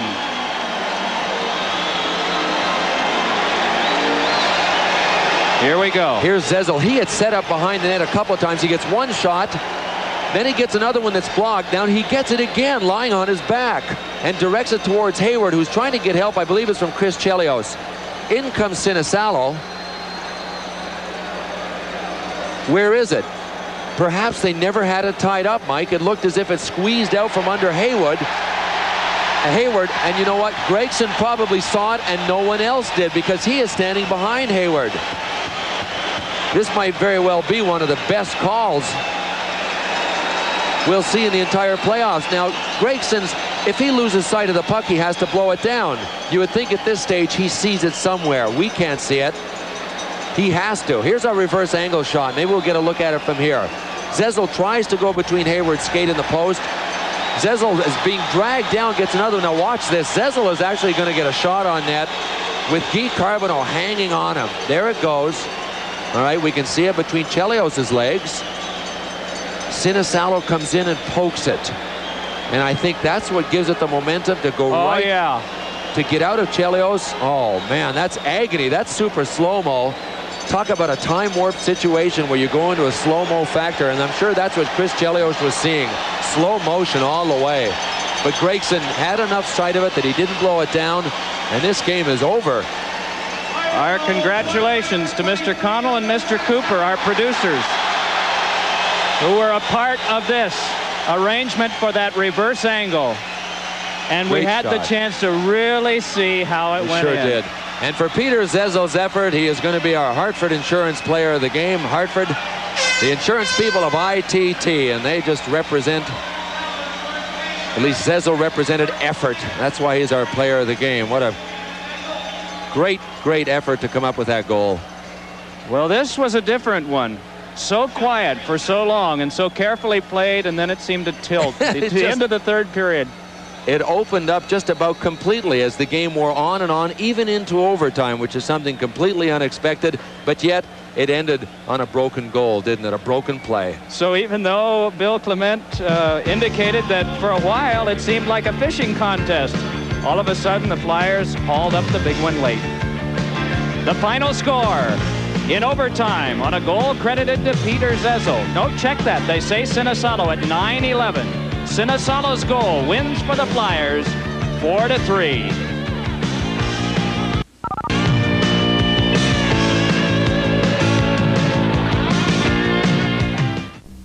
Visit the Red Timbers of Novi and enjoy a rustic, warm and friendly atmosphere. Daily lunch and dinner specials featuring continental cuisine and fresh seafood flown in daily. Savor a complete evening featuring an impressive wine list, Caesar salad prepared at your table, Chateaubriand, rack of lamb, and a variety of veal dishes.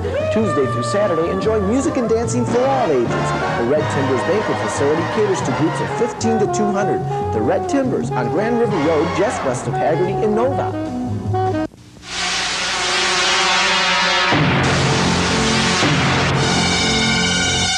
If your pain is not going away, chiropractic may be the answer for you. Did you know that 8 out of 10 people that consult a chiropractor today get favorable results?